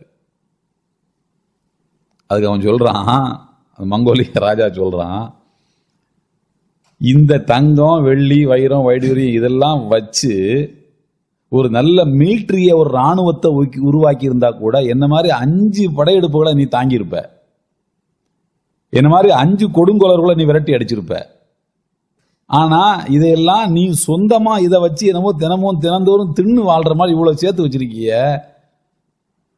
உனக்கு அறிவு இருக்கா அப்படின்னு சொல்லிட்டு இது எல்லாத்தையும் காட்டுனதுக்கு ரொம்ப தேங்க்ஸ், உன்னை கொல்ல போறேன் அப்படின்னு சொல்லிட்டு மங்கோலியர்கள்ட்ட ஒரு பழக்கம் இருந்தது. என்ன பழக்கம்னு சொன்னா, இது வந்து நம்ம அந்த காலத்துல நஸ்ரானிகளுடைய பழக்கம். யாரு வந்து ஒரு ஊர்ல பெரிய மனுஷனோ, ஒரு குடும்பத்துல பெரிய மனுஷனோ, அவங்களை எல்லாம் கொல்லணும்னு முடிவு எடுத்துட்டாங்கன்னு சொன்னா ரத்தம் சிந்தாம தான் கொல்லுவாங்களாம். அவங்க ரத்தம்லாம் பூமியில சிந்தக்கூடாது. கொல்றதுலயும் ஒரு நாகரிகம். அவங்க ரத்தமெல்லாம் பூமியில சிந்திட்டா பூமி தாங்காதுங்கிறது அவங்களுடைய நம்பிக்கை. அதனாலதான் இப்ராஹிம் நபிய நெருப்புல தூக்கி போட்டாங்க. அது அவர் பெரிய குடும்பத்தில் உள்ளவங்க இப்ராஹிம் நபி. அவருடைய வாப்பா ஆசர் வந்து அந்த நம்ரூது மன்னனுக்கு சிலையெல்லாம் செஞ்சு கொடுக்கக்கூடிய அந்த காலத்தில் அதுதானே பெரிய தொழில், சிறந்த தொழில். அதனால அவங்கள வந்து ரத்தம் வராம கொல்லணும்னு முடிவெடுத்ததுனால தான் அவங்க இது பண்ணாங்க. ஈசா நபியை கழுவியில் ஏற்றி கொள்ள வேண்டும், சிலுவையில் அடிச்சு கொள்ளணும்னு அவங்க அப்படித்தானே சொல்றாங்க, அடிச்சு கொண்டுட்டோம்னு தானே சொல்றாங்க. அதை எதுக்கு முடிவெடுத்தாங்கன்னா, அவர் உயர்ந்த குலத்தில் பிறந்திருந்தாலும் பிறப்பு சரியில்லைன்னு அவங்க நம்புனதுனால. அல்லாஹ் பாதுகாக்கணும், அப்படி இல்லை. இப்போ இந்த கலீஃபாவை முஅத்தஸிம் பில்லாவை தாத்தாரியர்கள் எப்படி கொலை பண்றாங்கன்னு சொன்னா, ஒரு பெரிய போர்வையில சுத்துறாங்க. அவரை பெரிய கனமான போர்வையில சுத்தி அதுக்கு மேல குதிரைப்படையை ஓட விடுறாங்க. மங்கோலியர்களுடைய குதிரைப்படை, இந்த குதிரையெல்லாம் அவரை மிதிச்சுக்கிட்டு ஓடுது. அந்த போர்வைக்குள்ள இருக்கிறது சத்தமும் வரல, அசைவும் வரலன்னு தெரிஞ்ச உடனே அப்படியே அவரை என்ன பண்றாங்க, கொண்டு போய் புதைச்சிடுறாங்க. அப்போ 7 நூற்றாண்டுகளுக்கு கொடிகட்டி பறந்த ஒரு சாம்ராஜ்யம் அப்பாசிய கிலாபத் என்பது. எந்த அளவுக்குன்னு சொன்னா, அவங்க வந்து பிரான்சில் இருக்கக்கூடிய ஒரு மன்னர் ஷார்லிமான், அவர் அந்த ஐரோப்பால அந்த காலத்துல புகழ் பெற்ற ஒரு மன்னர். அவருக்கு இங்கிருந்து கலீஃபா ஹாரூன் ரஷீத் பாதுஷா அப்பப்போ அன்பளிப்பு கொடுத்து விடுவாராம். அப்படி அன்பளிப்பு நிறைய என்னென்ன அன்பளிப்புகள் கொடுத்தாருன்னு இப்ப தட்டினா வந்துகிட்டே இருக்கும். அதுவல்ல என்னுடைய நோக்கம். அப்படி ஒரு தடவை அன்பளிப்பு கொடுக்கும்போது அவரை பார்த்து பிரமிப்படையணும்ல, அதுக்கு பேர் தான் அன்பளிப்பு. பேக் பண்ணி திறந்து பார்த்தா ஒரு இன்ப அதிர்ச்சி வரணும், அதான் அன்பளிப்பு. அப்போ ஒரு ராஜா இன்னொரு ராஜாவுக்கு அன்பளிப்பு கொடுத்தாருன்னா அவர் எந்த அளவுக்கு கண்ணை விரிச்சு பார்க்குற அளவுக்கு அன்பளிப்பு கொடுக்கணும். ஹாரூன் ரஷீத் பாதுஷா என்ன பண்றாருன்னு சொன்னா, கப்பல்ல வந்து ஒரு யானையை அனுப்பி வைக்கிறாரு. ஐரோப்பால அப்ப யானை கிடையாது, இப்ப இருக்கான்னு எனக்கு தெரியல, அப்ப யானை கிடையாது. ஹாரூன் ரஷீத் பாதுஷா யானையை அனுப்பி வைக்கிறாரு ஷார்லிமான் மன்னருக்கு. யானையை கப்பல்ல அனுப்பும்போது என்ன செய்வாங்க தெரியுமா, வெறுமனே கப்பல் உள்ள அனுப்புனா யானை ஆடும்போது கப்பலும் சேர்ந்து ஆடும், அப்படித்தானே, தாங்காது. அதனால என்ன பண்ணுவாங்கன்னா, யானையுடைய சைக்காலஜி அது பெரும்பாலும் யாரையும் துன்புறுத்தணும்னு நினைக்காது. யானைய கப்பல்ல கொண்டு போகும்போது சின்ன சின்ன கோழி குஞ்சுகள் இருக்குல்ல, பிறந்த கோழி குஞ்சு, குட்டி முட்டையிலிருந்து வெளியில வந்த கோழி, இது 100கணக்கான கோழி குஞ்சுகளை அந்த யானையை அடைச்சி வச்சிருக்கக்கூடிய அந்த போர்ஷனுக்குள்ள அந்த கோழி குஞ்சுகளையும் விட்டுருவாங்களாம். யானை என்ன செய்யுமா, நாம அசைஞ்சு அந்த கோழி குஞ்சு மேல நம்ம கால் பட்டுச்சுன்னா அது நசுங்கி செத்து போயிருமே அப்படிங்கிறதுக்காக அப்படியே இருக்குமா. 100கணக்கான மைல்களுக்கு ஆடாம அசையாம அப்படியே வருமா அந்த யானை. அப்ப யானையினுடைய அந்த இரக்கத்தை பயன்படுத்தி இவங்க அந்த யானையை கப்பல்ல ஏற்றி விட்டு ஷார்லிமான் மன்னருக்கு அனுப்பி விட்டுருக்காங்க. அந்த ஆள் அந்த கப்பலை திறந்து பார்த்தோன்னே மிரண்டு போயிட்டாராம். என்னடா இது வந்து ஒரு பேயை பிடிச்சி நமக்கு அனுப்பி விட்டுருப்பாரு போல் இருக்கு. ஹாரூன் ரஷீத் பாதுஷாவுக்கு பேயெல்லாம் வசப்படுத்தக்கூடிய சக்தி இருக்குதுன்னு பயந்துக்கிட்டு கிட்டே போகலையா அந்த ஆளு. ஹாரூன் ரஷீத் பாதுஷா வந்து யானை அனுப்பி வச்சவர் மேனுவல் புக் அனுப்பல. இது யானைக்கு எப்படி சாப்பாடு போடணும், எப்படி மழை வந்தா அள்ளணும், இது எத்தனை லிட்டரு வந்து யூரின் போகும், எத்தனை கிலோ பாத்ரூம் போகும்னு மேனுவல் புக் அனுப்புறதுனால அவர் தெரிஞ்சுக்க முடியும். ஒன்னும் அனுப்பல. கடைசியில் அது ஜின்னு நினைச்சு, அது சத்தம் போடுறது அப்படித்தானே போடும். விட்ட போட்டாலும் அவ்வளவு பெருசா போடுது. ஜின்னு பயந்து போய் எவனுமே கிட்ட போகலையா, பயந்து ஒதுங்கிட்டு இருக்கானுங்க. இது ஹாரூன் ரஷீத் பாதுஷா கேள்விப்பட்டு, அட எரும மாடுங்களா, அது ஒரு மிருகண்டா, அது நான் உனக்கு தந்தது மேல, அதுக்கு மேல ஏறி நீ கம்பீரமா போகணும், உன்னை பார்த்து மக்கள் எல்லாம் வந்து பிரமிப்படையணுங்கிறதுக்காக உனக்கு அன்பளிப்பா தந்திருக்கேன், அதுக்கு என்னென்ன சாப்பாடு போடுங்க. ரொம்ப அப்புராணியான ஒரு மிருகம் அது. யானைக்கு அங்குசம் தெரியும் இல்ல, ஒரு சின்ன குச்சி தான், அதை யானை காலில் அப்படி வச்சுட்டு போயிடுவான். யானை பாகன் எந்த காலில் அந்த குச்சியை வச்சிருக்கான அந்த காலை மட்டும் அது ஆட்டாது, மற்ற 3 காலையும் ஆட்டிக்கிட்டே இருக்கும். எங்க ஊர்ல தென்காசியில எங்க தெருவில் ஒரு யானை உண்டு. அது ஒரு தர்காவுக்கு சொந்தமான யானை. அந்த யானை தர்காவுக்கு எப்படி வந்துச்சுன்னு சொல்றேன். மைசூர் மகாராஜாட்ட இருந்து ஒரு 12 பேர், எங்க மூதாதையர்கள் ஒரு 12 பேர் சேர்ந்து பணம் வசூல் பண்ணி மைசூர் மகாராஜாட்ட பேர் யானையை வாங்கிட்டு வந்தாங்க. எதுக்குன்னா, ஃபர்ஸ்ட் இண்டிபெண்டன்ஸ் டே 1947 சுதந்திரம் கிடைச்சது. முதலாவது இண்டிபெண்டன்ஸ் டே கொண்டாடுறதுக்காக யானை மேல தேசிய கொடியை பிடிச்சிட்டு ஊர்வலம் போகணும்னு வாங்கிட்டு வந்திருக்காங்க. யானையை வாங்கிட்டு வந்தாச்சு, ஊர்வலம்லாம் போயாச்சு. மறுநாளைக்கு யார் தீனி போடுறது? அதுக்கு யானையை கிட்ட யாராவது தீனி போட முடியுமா? கடைசியில் இருக்கிறதே இருக்கு தர்கான்னு சொல்லி தர்கால கொண்டு போய் யானையை வகுப்பு பண்ணிட்டாங்க. அது மௌத்தாட வரைக்கும் தர்கா வந்து அங்கங்க போய் ஏதாவது வாங்கி சாப்பிட்டுட்டு இந்த யானை வாழ்ந்துகிட்டு இருந்துச்சு. இது எங்க தெரு தலைமாட்டில் தான் அதை கட்டி போட்டிருப்பாங்க அந்த யானையை. அது ஒரு குச்சி அப்படி காலில் வச்சோம்னா அந்த காலை தவிர மற்ற 3 காலையும் ஆட்டும், இந்த காலை ஆட்டவே ஆட்டாது. அவ்வளோ ரொம்ப சாதுவான அப்ராணியான ஒரு மிருகம். இது பயப்பட வேண்டிய மிருகம் இல்லடா, இதுக்கு மேலே ஏறலாம், நீ சவாரி பண்ணலாம் அப்படின்னு சொல்லி கொடுத்தவரே ஹாரூன் ரஷீத் தான். அப்படி உலகத்துக்கு புதிய புதிய நடைமுறைகளை காட்டியவர்களும், புதிய நாகரிகங்களை கற்றுக் கொடுத்தவர்களும், புதிய கல்விகளை கற்றுக் கொடுத்தவர்களும் அப்பாசிய கிலாபத்தில் உள்ளவங்க. அவங்கள நாகரிகம்னா என்னன்னே தெரியாத ஒரு காட்டு மிராண்டி கூட்டம் மங்கோலியர்கள் படையெடுத்து ஈஸியா அழிச்சிட்டான், ஈஸியா கதையை முடிச்சிட்டான். 2 கோடி சதுர மீல்களுக்கு ஆண்டவங்க, 700 வருஷம் 7 நூற்றாண்டுகளுக்கு ஆண்டவங்க, நாகரிகத்தில் கொடி கட்டி பிறந்தவங்க, ஒரு நாகரிகமற்ற ஒரு தலைமுறை கையில மாட்டி அழிஞ்சு போனான். இது நடந்து போச்சு. இத ஆரம்பத்தில் யாரும் சொல்லியிருந்தா நம்பியிருக்கவே மாட்டாங்க. அப்பாசிய கிலாஃபத்தையாவது அழிக்கிறதாவது அதெல்லாம் நடக்காது. ஆனா ரசூலுல்லாஹ் சொல்லிட்டாங்க. எப்படி தெளிவா சொல்லிட்டாங்கன்னா, அது பசரா என்கிற நகரம், தெஜிலா என்கிற நதி ஓடக்கூடிய நகரம், அது வெளியூர் வாசிகளால் குடியேற்றம் நடைபெற்ற நகரம். பசராங்கிற நகரம் வந்து உமர் ரலியல்லாஹுடைய காலத்துல தான் உண்டாக்கப்பட்டுச்சு. அது பழங்கால பூர்வீகமான நகரம் கிடையாது.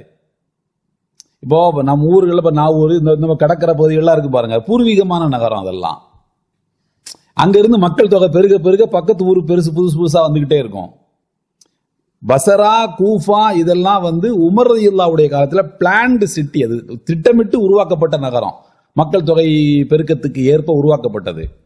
அந்த ஊர்ல யாரு குடியேற்றம்னா வெளியூர்ல இருந்து மக்களை வந்து குடியேற்றம் செய்யப்பட்டது. அப்ப ரசூலுல்லாஹ் என்ன சொல்றாங்கன்னா, தக்கூனு மின் அம்சாரில் முஹாஜிரின். முஹாஜிரின்னா யாரு? மைக்ரேட் ஆனவங்க, ஹிஜ்ரத் பண்ணி வந்தவங்க. ஹிஜ்ரத் பண்ணி வந்தவர்களால் உருவான ஒரு நகரம், அந்த நகரத்துல ஓடக்கூடிய ஒரு நதி, அதுல ஒரு பாலம். இப்படி எல்லா விளக்கத்தையும் சொல்லி காட்டிவிட்டு அங்க வந்து யாரை கொண்டு அந்த அழிவு நடக்கும்னு கேட்டீங்கன்னா, சிகாருல் உயூன், கண்கள் சிறுத்தவர்கள். கண்ணை வந்து நம்ம கையை வச்சு விரிச்சு தான் பார்க்கணும். இந்த மங்கோலியர்களுக்கெல்லாம் நீங்க பாருங்களா, சைனாக்காரங்களாம் கண்ணு இப்படி தான் இருக்கும். நாம தான் கையை வச்சு விரிச்சு பார்த்தோம். அவனுக்கு கண்ணு தெரியுமா தெரியாதா? கண்ணு எங்கடா இருக்கு? இந்த ஊதுபத்தி குத்தி வைக்கிற ஸ்டாண்ட் அளவு கூட அவன் கண்ணுக்கு ஓட்டா இருக்காது, அப்படிதான் இருக்கும். அப்ப சிகாருல் ஆயுன், கண்கள் வந்து சிறுத்தவர்கள், இவர்களை கொண்டு ஒரு அழிவு நடக்கும் என்று நபிகள் நாயகம் ஸல்லல்லாஹு அலைஹி வஸல்லம் சொன்னார்கள். அவங்க சொன்ன மாதிரியே அப்படியே நடந்தது. பகதாத் நகரம் என்பது இது நடந்தது வந்து ஹிஜ்ரி 656, கிபி 1258 இது நடக்குது. இந்த அடையாளமும் நடந்து முடிந்து விட்டது.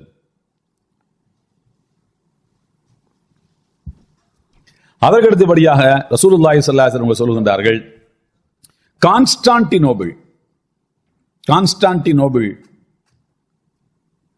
the great symbol of Christian power, கான்ஸ்டான்டினோபிளுக்கு இன்னொரு துணை பெயர் என்ன சொல்லுவாங்க? The great symbol of Christian power. ஒரு கிறிஸ்துவர்களுடைய பவர், அதிகாரத்தினுடைய கிரேட் சிம்பலாக இருந்தது ஒரு காலகட்டத்தில் கான்ஸ்டான்டினோபிள். அதை முஸ்லீம்கள் கைப்பற்றுவார்கள் ரசூலுல்லாஹி ஸல்லல்லாஹு அலைஹி வஸல்லம் சொல்றாங்க. சத்தியம் பண்ணி சொல்லியிருந்தா கூட யாரும் நம்பியிருக்க மாட்டாங்க, யாருக்கும் நம்பிக்கையும் வராது. ரசூலுல்லாஹ் இப்படி சொன்னாங்க அப்படின்றதுக்காக வேண்டியே இதற்கான முயற்சியை எடுத்தார்கள் ஹஜ்ரத் முஆவியா ரலியல்லாஹு தஆலா அன்ஹு. நான் உங்களுக்கு நேத்தே சொன்னேன், ரசூலுல்லாஹி ஸல்லல்லாஹு அலைஹி வஸல்லம் வஃபாத்தான உடனே கியாமத் நாளினுடைய அடையாளங்களில் 2வது அடையாளம் என்னது? முதல் அடையாளம் ரசூலுல்லாஹ்வுடைய வஃபாத். 2வது அடையாளம் என்னது? பைத்துல் முகத்தஸை முஸ்லீம்கள் கைப்பற்றுவார்கள். உமர் ரலியல்லாஹு என்ன செஞ்சாங்க? முதல் அடையாளம் வந்துருச்சு, 2வது அடையாளம் என்ன இன்னும் வரல, 8 வருஷம் ஆச்சே, ஏன் உட்கார்ந்துகிட்டு இருக்கோம், வாங்க பிடிச்சிட்டாங்க. முஆவியா ரலியல்லாஹு தஆலா அவர்கள் இந்த ஹதீஸை கேள்விப்படுறாங்க, கான்ஸ்டான்டினோபிளை முஸ்லீம்கள் கைப்பற்றுவார்கள் அப்படின்ட்டு. அப்போ ஹிஜ்ரி 1ஆம் நூற்றாண்டிலேயே முஆவியா ரலியல்லாஹுடைய ஆட்சி என்பது ஹிஜ்ரி 40, 41 இந்த காலகட்டங்களிலே வந்துருச்சு. அப்பவே ட்ரை பண்றாங்க. கான்ஸ்டான்டினோபிளுக்கு முதலாக முஆவியா ரலியல்லாஹுடைய காலத்துல தான் கப்பல் படை உருவாக்கப்படுது. இஸ்லாமிய அரசுல கடல் கடந்து போறாங்க, தோல்வி. அடுத்த முறை ஹலீஃபாக்கள் ட்ரை பண்றாங்க, தோல்வி. ஹாரூன் ரஷீத் முயற்சிக்கிறாரு, தோல்வி. 7 தடவை கான்ஸ்டான்டினோபிளை கைப்பற்றுவதற்கு முஸ்லிம்கள் முயற்சித்து தோல்விதான் அடைந்தார்கள். அப்போ முகமது அல் ஃபாத்திஹ்னு ஒரு இளைஞர், அவர் என்ன பண்றாரு? மதரசாவில் ஓதக்கூடிய நேரத்தில் இந்த ஹதீஸை அவர் பார்க்கிறாரு, கான்ஸ்டான்டினோபிளை முஸ்லிம்கள் கைப்பற்றுவார்கள். அவர் ஹலீஃபாவினுடைய மகன். மதரசாவில் ஓதும் போது இந்த ஹதீஸை பார்த்துட்டு கான்ஸ்டான்டினோபிளை முஸ்லிம்கள் கைப்பற்றுவாங்கன்னு ரசூலுல்லாஹ் சொல்லி எவ்வளவு நாளாச்சு? அது 7 நூற்றாண்டாகி போச்சு. 7 நூற்றாண்டா மக்கள் என்ன செஞ்சுக்கிட்டு இருக்காங்க? ரசூலுல்லாஹ்வுடைய ஒரு வார்த்தையை உண்மையாக்காம, கைப்பற்றாம, பிடிக்காம எப்படி 700 வருஷமா எப்படி சும்மா இருக்கலாம்? விடக்கூடாத அப்படி சொல்லி முயற்சிக்கிறாங்க. இவர்கள் 23 வயசுலேயே ஒரு ஆட்சிக்கு வர்றாரு.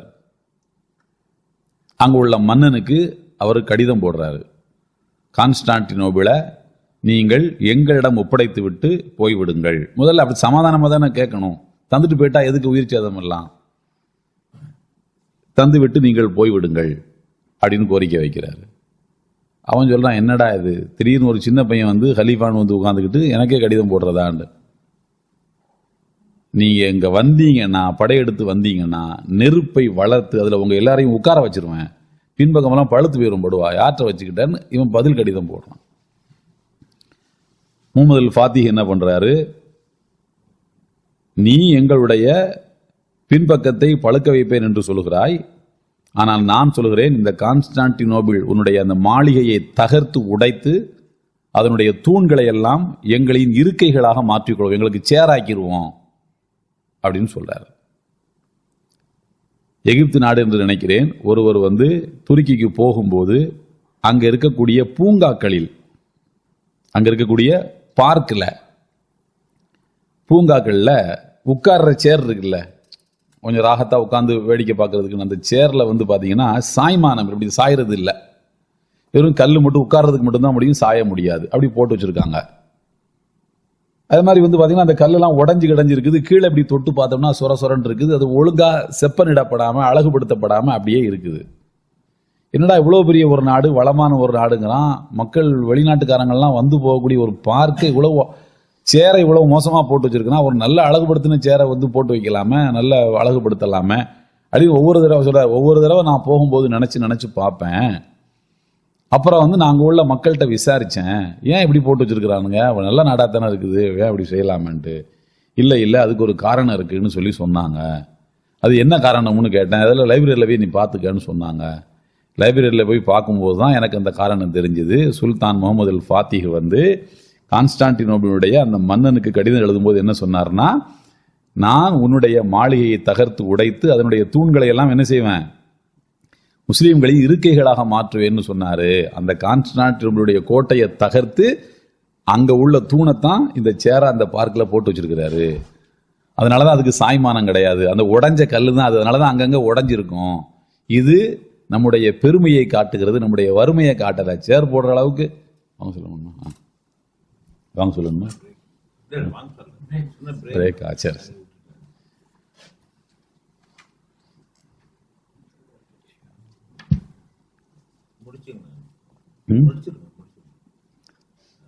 அப்படின்னு அவர் என்ன செய்யறாரு சொல்றாரு. அந்த கல் இந்த கல் உடைஞ்சிருக்கிறது நம்முடைய என்ன கிடையாது, வறுமையின் அடையாளம் கிடையாது, நமக்கு பெருமைப்பா இது அப்படின்னு அவர் சொல்றாரு. அதுக்கப்புறம் அந்த பார்க்குக்கு நான் போகாம வந்ததே இல்லை. அது நமக்கு பெருமை இல்லையா? The great symbol of Christian power அப்படி சொல்லி கொண்டிருந்த அந்த இதை நம்ம தகர்த்துட்டோம் அப்படின்னு சொல்லிட்டு, இதை செய்யறதுக்கு 7 நூற்றாண்டுகள் ஆயிருக்கு. இந்த ஒரு ஹதீஸை உண்மைப்படுத்துவதற்கு முயற்சித்தவர்கள்னு பார்த்தா முஆவியா ரலியல்லாஹு தஆலா அன்ஹு ஆரம்பிச்சு ஹாரூன் ரஷீத் பாதுஷா வரைக்கும் எவ்வளவோ முயற்சிகள் நடந்திருக்கு. ஆனால் சக்சஸ் ஆகலை. இவர் அதை சக்சஸை ஆக்கி காட்டிட்டு அதுக்கப்புறம் என்ன பண்றாருன்னு சொன்னா, அந்த பகுதியை முஸ்லிம்களின் தலைமை, உலக முஸ்லிம்களுக்கு தலைமை பீடம் என்று அறிவிக்கின்றார். இந்த பிரேக்கு அப்புறம் அதனுடைய கண்டினியூஷன் நான் சொல்றேன். அல்ஹம்துலில்லாஹ். அப்போ இந்த கான்ஸ்டான்டினோபிளுடைய வெற்றியை பற்றி ரசூலுல்லாஹி ஸல்லல்லாஹு அலைஹி வஸல்லம் அவர்கள் அது முஸ்லிம்களுடைய கைக்கு கிடைக்கும் என்று குறிப்பிட்டிருக்கிறார்கள். அதற்காக நபித்தோழர்களின் காலத்தில் இருந்து அதன் பிறகு வந்த அப்பாசிய கலீஃபா ஹாரூன் ரஷீத் காலத்திலிருந்து பல முயற்சிகள், 7 முயற்சிகள் நடந்திருந்த போதிலும் அது கைகூடவில்லை. அதன் பிறகு சுல்தான் முகமது அல் ஃபாத்திஹ் அவர்கள் அதை கைப்பற்றி அந்த கான்ஸ்டான்டினோபிளுக்கு இஸ்தான்புல், அதாவது இஸ்லாம்பூல் என்று அதற்கு பெயர், இஸ்தான்புல் என்று பெயரிட்டு அதை அதனுடைய இஸ்லாமிய அரசினுடைய தலைமையக கேபிட்டலாக அதை அவர் மாற்றுகிறார். துருக்கி ஹிலாஃபத் என்பது நமக்கெல்லாம் தெரியும். ஆப்பிரிக்கா, ஐரோப்பா, ஆசியா ஆகிய 3 கண்டங்களை உள்ளடக்கிய ஒரு மிகப்பெரிய விரிந்து பறந்த சாம்ராஜ்யம். அதற்கு கான்ஸ்டான்டினோபிளுக்கு இஸ்தான்புல்னு பேரை மாற்றி அவர் ஏன் அதை தலைமையிடமா மாத்துறாருன்னு சொன்னா, ரசூலுல்லாஹி ஸல்லல்லாஹு அலைஹி வஸல்லம் முன்னறிவிப்பு அந்த ஊருக்கு இருந்தது, அதை நம்ம கைப்பற்றி விட்டோம் என்ற அந்த அந்த அந்த பெருமையை வரலாற்றிலே நிலைநாட்டுவதற்காக அவ்வாறு அவர் செய்தார். நெப்போலியன் உங்களுக்கு எல்லாம் தெரியும், உலகத்தையே ஒரு கொடையின் கீழ் ஆள வேண்டும் என்று ஆசைப்பட்டவன். அவன் நெப்போலியன் சொன்னதாக அபுல் ஹசன் அலி நதவி ரஹ்மத்துல்லாஹி அலைஹி அவர்கள் எழுதியிருக்கக்கூடிய புத்தகம் ஒன்று, மாதா ஹசிர் அல் ஆலமு பின்ஹி தாத்தில் முஸ்லிமின், அதாவது முஸ்லிம்களின் வீழ்ச்சியால் உலகம் இழந்தது என்ன, முஸ்லிம்கள் விழுந்ததுனால முஸ்லிம்களுக்கு என்ன நஷ்டம்ங்கிறது இல்லை, முஸ்லிம்கள் வீழ்ந்ததுனால உலகத்துக்கு என்ன இழப்பு என்று ஒரு புத்தகம். அரபு மொழியில் அதை எழுதியிருக்காங்க. தமிழில் அதை நான் மொழிபெயர்த்திருக்கேன். ஒரு பாதி அளவுக்கு மொழிபெயர்த்து புத்தகமாக வந்திருக்கு. இன்னும் பாதி மொழிபெயர்க்கப்பட்டு இருக்கிறது. வெகு விரைவில் அது வரும் இன்ஷா அல்லாஹ். அந்த புத்தகத்தில் மௌலானா அபுல் ஹசன் அலி நதவி அவர்கள் சொல்வதை, நெப்போலியன் சொல்வதாக அவர் என்ன சொல்றாருன்னா, இந்த உலகத்தையே தான் ஆள வேண்டும் என்று நினைத்தவன் நெப்போலியன். அவன் சொல்றான், இந்த உலகம் முழுக்க ஒரே நாடு, அதற்கு ஒரே ஒரு ராஜா நான். அப்படி இருந்தால் அதற்கு கேபிட்டல் சிட்டியாக எது இருக்க வேண்டும்னு நான் நினைக்கிறேன் அப்படின்னா இஸ்தான்புல் தான், கான்ஸ்டான்டினோபிள் தான் என்று நெப்போலியன் சொல்றான். இப்போ ரசூலுல்லாஹி ஸல்லல்லாஹு அலைஹி வஸல்லம் அவர்கள் அந்த கான்ஸ்டான்டினோபிளை முஸ்லிம்கள் கைப்பற்றுவார்கள்னு சொன்னதுல இருக்கக்கூடிய இன்னொரு அர்த்தம் புரியுதா? உலகம் எங்கும் யாருடைய ஆட்சி தான் இருக்கணும்? அல்லாஹ்வுடைய ஆட்சி தான் இருக்கணும். கான்ஸ்டான்டினோபிளை கைப்பற்றுவார்கள்னா அப்படிப்பட்ட பூகோள ரீதியான ஒரு தகுதி வாய்ந்த ஒரு ஊரை முஸ்லிம்கள் பிடிப்பார்கள்னா நீங்கள் அந்த இடத்துக்கு வரணும் என்பதுதான் ரசூலுல்லாஹி ஸல்லல்லாஹு அலைஹி வஸல்லம் எதிர்பார்ப்பாக இருந்தது. அதை இலக்காக கொண்டுதான் சுல்தான் முகமது அல் ஃபாத்திஹ் அவர்கள் அதை பிடிக்க வேண்டும் என்று நினைத்தார், பிடித்தார். அதன் பிறகு எப்படி இஸ்லாம் ரொம்ப உச்சத்துக்கு போய் அப்புறம் ஃபர்ஸ்ட் வேர்ல்டு வார் அப்படி இப்படின்னு அதுக்கப்புறமாக ஹிலாபத்து அழிக்கப்பட்டு அங்கே இருக்கக்கூடிய ஹலீஃபாக்கள் நாடு கடத்தப்பட்டு ஹலீஃபாவினுடைய மனைவிமார்கள் எல்லாம் பிரான்ஸ் அங்கே இங்கேன்னு போய் வீட்டு வேலை பார்த்து, சாமான் பாத்திரம் கழுவி, துணி துவைச்சு போட்டு, வெள்ளைக்காரனுக்கு வீட்டில் வேலைக்காரியாக வேலை பார்த்து வாழக்கூடிய ஒரு காலகட்டமும் வந்தது. அதை இஸ்லாமிய உலகம் பார்த்தது. அதே மாதிரி பார்த்தீங்கன்னு சொன்னால், சமீபத்தில் நான் ஒரு புத்தகம் படித்தேன், பேகம்களின் கண்ணீர் அப்படின்னு ஒரு புத்தகம். பேகம்களின் கண்ணீர். அந்த பேகம்களின் கண்ணீர்ங்கிறது யாருடைய கண்ணீர் கதைன்னு கேட்டா, முகலாய மன்னர்கள், இந்தியாவில் இருந்த முகலாய மன்னர்கள், அந்த ராஜ குடும்பத்தினுடைய பெண்களைத்தான் பேகம் என்று சொல்வார்கள். நம்மளும் பேர் பேகம், அந்த பேகம், அது ராஜ குடும்பத்து பெண்களுடைய அந்த அந்த பேரை மனசுல வச்சுதான் நம்ம அந்த பேரை வைக்கிறோம். அந்த குடும்பத்து பெண்கள் எல்லாம் முகலாய மன்னர்களுடைய ஆட்சி வீழ்ந்ததற்கு பிறகு, அதனுடைய கடைசி சுல்தானுடைய பகதூர் ஷாவினுடைய ஆட்சி வீழ்ந்ததற்கு பிறகு அந்த பெண்கள் எல்லாம் என்ன ஆனாங்கிறது அந்த புத்தகம். அவங்க வாழ்ந்த காலத்திலேயே அவங்களெல்லாம் தேடி போய் எடுக்கப்பட்ட ஒப்புதல் வாக்குமூலம், கன்ஃபெஷன், அதெல்லாம் திரட்டி தான் அந்த புத்தகம் எழுதப்பட்டிருக்கு, ஒரிஜினல் ஆவணம். அந்த பெண்களை எப்படி எப்படிலாம் கொடுமைப்படுத்தினாங்க. வெள்ளைக்காரன் அந்த இடத்த அவங்க பிடிக்கிறான். பிடிச்சதுக்கப்புறம் பெண்கள் எல்லாம் விரட்டி விட்டுறாங்க. இவங்க ஒவ்வொரு வீடுகள்லையும் போய் ஜாமான் பாத்திரம் கழுவி வச்சு வேலை பார்த்து குடிசைகளில் வாழ்ந்து, ஆனால் கடைசி வரைக்கும் மூமினா வாழ்கிறாங்க. எந்த நிலையில் அவங்க ஈமானை இழக்காம அப்படி வாழ்ந்தாங்க. ராஜ குடும்பத்து பிள்ளைகள் எல்லாம் பிரிண்டிங் பிரஸில் வேலை பார்க்கறது, பாத்ரூம் கழுவுற வேலை பார்க்கறது. வெள்ளைக்காரன் மாசத்துக்கு 5 ரூபா கொடுப்பானா, அந்த என்ன சொல்றது, மன்னர் மானியம். ஏற்கனவே மன்னர்களாக இருந்த குடும்பத்துக்கு மானியம் கொடுப்பாங்கல்ல, அது ஒரு மாசத்துக்கு 5 ரூபா கொடுப்பானா அந்த காலத்தில். அது நல்ல காசு தான் அது. அந்த காசை வாங்க மாட்டாங்க. நீ என்னடா எனக்கு தர்றது, நாங்கள் ராஜாக்கள், அந்த நாட்டு ராஜாக்கள், அந்த வீம்புல அவங்க வாழ்ந்திருக்காங்க. எப்படிலாம் அவங்க கொடுமைப்படுத்தப்பட்டாங்க அப்படிங்கிற கதை. அதில் அவங்க சொல்றாங்க, நாம எல்லாமே துருக்கி ஹலீஃபாக்களுடைய குடும்பம் வீழ்ந்ததையே ரொம்ப சோகத்தின் மிகப்பெரிய சோகமான கதைன்னு நம்ம நினைச்சுக்கிட்டு இருந்தோம். ஆனால் அதை விட கொடூரமான சோகம் நிறைந்தது முகலாய மன்னர்களுடைய குடும்பத்தினர் வீழ்த்தப்பட்டது தான். இன்னைக்கும் இந்தியாவில் சுதந்திர கொடி ஏற்றும் போது செங்கோட்டையில் தான் ஏற்றுவாங்க, ரெட் ஃபோர்ட்டில் தான் ஏற்றுவாங்க கொடி, சுதந்திர கொடி ஏற்றுறது. எதுக்காக அது நடைமுறையில் எப்படி வந்துச்சுன்னா, நேரு தான் அந்த நடைமுறையை உண்டாக்குனாரு. எதுக்காக செங்கோட்டையில் அவர் ஏற்றுறாரு, ஏன் வெள்ளைக்காரன் கட்டின பில்டிங்கில் இதெல்லாம் ஏற்றலாமே அப்படின்னு கேட்டால், அந்த செங்கோட்டை தான் வெள்ளைக்காரன் பீரியடில் கோர்ட்டாக இருக்குது, நீதிமன்றமாக இருந்தது. அந்த நீதிமன்றத்தில் இருந்து தான் சுதந்திர போராட்ட தியாகிகள், முகலாய மன்னர்களுடைய வம்சாவளியினர், பகதூர் ஷா ஆகிய எல்லாருக்குமே மரண தண்டனை அங்கிருந்து தான் அறிவிக்கப்பட்டுச்சான். இவரை நீங்க தூக்குல போடணும், இவரை நீங்க சுட்டு கொல்லணும் அப்படிங்கிற மரண தண்டனைகள் அறிவிக்கப்பட்ட இடம் அந்த செங்கோட்டை. எங்கே இருந்து கொண்டு இந்த நாட்டினுடைய சுதந்திரத்துக்காக போராடியவர்களுக்கு தூக்கு தண்டனை என்று அறிவித்தாயோ அந்த இடத்துல தான் நான் இந்த நாட்டினுடைய கொடியை ஏத்துவேன் நேரு அடம் பிடிச்சி ஏத்தினாரு. இன்னைக்கு இருக்கக்கூடியவங்களுக்கு அந்த ரெட் ஃபோர்ட்டையும் பிடிக்காது, முஸ்லீம்களையும் பிடிக்காதுன்னு இருந்தாலும் அவங்களும் அங்கதான் ஏத்தி ஆகணும். அதான் நடைமுறை. அந்த மாதிரியான சாம்ராஜ்யங்களின் வீழ்ச்சியில நிறைய கதைகள் இருக்கு, நிறைய வரலாற்று தகவல்கள் இருக்கு.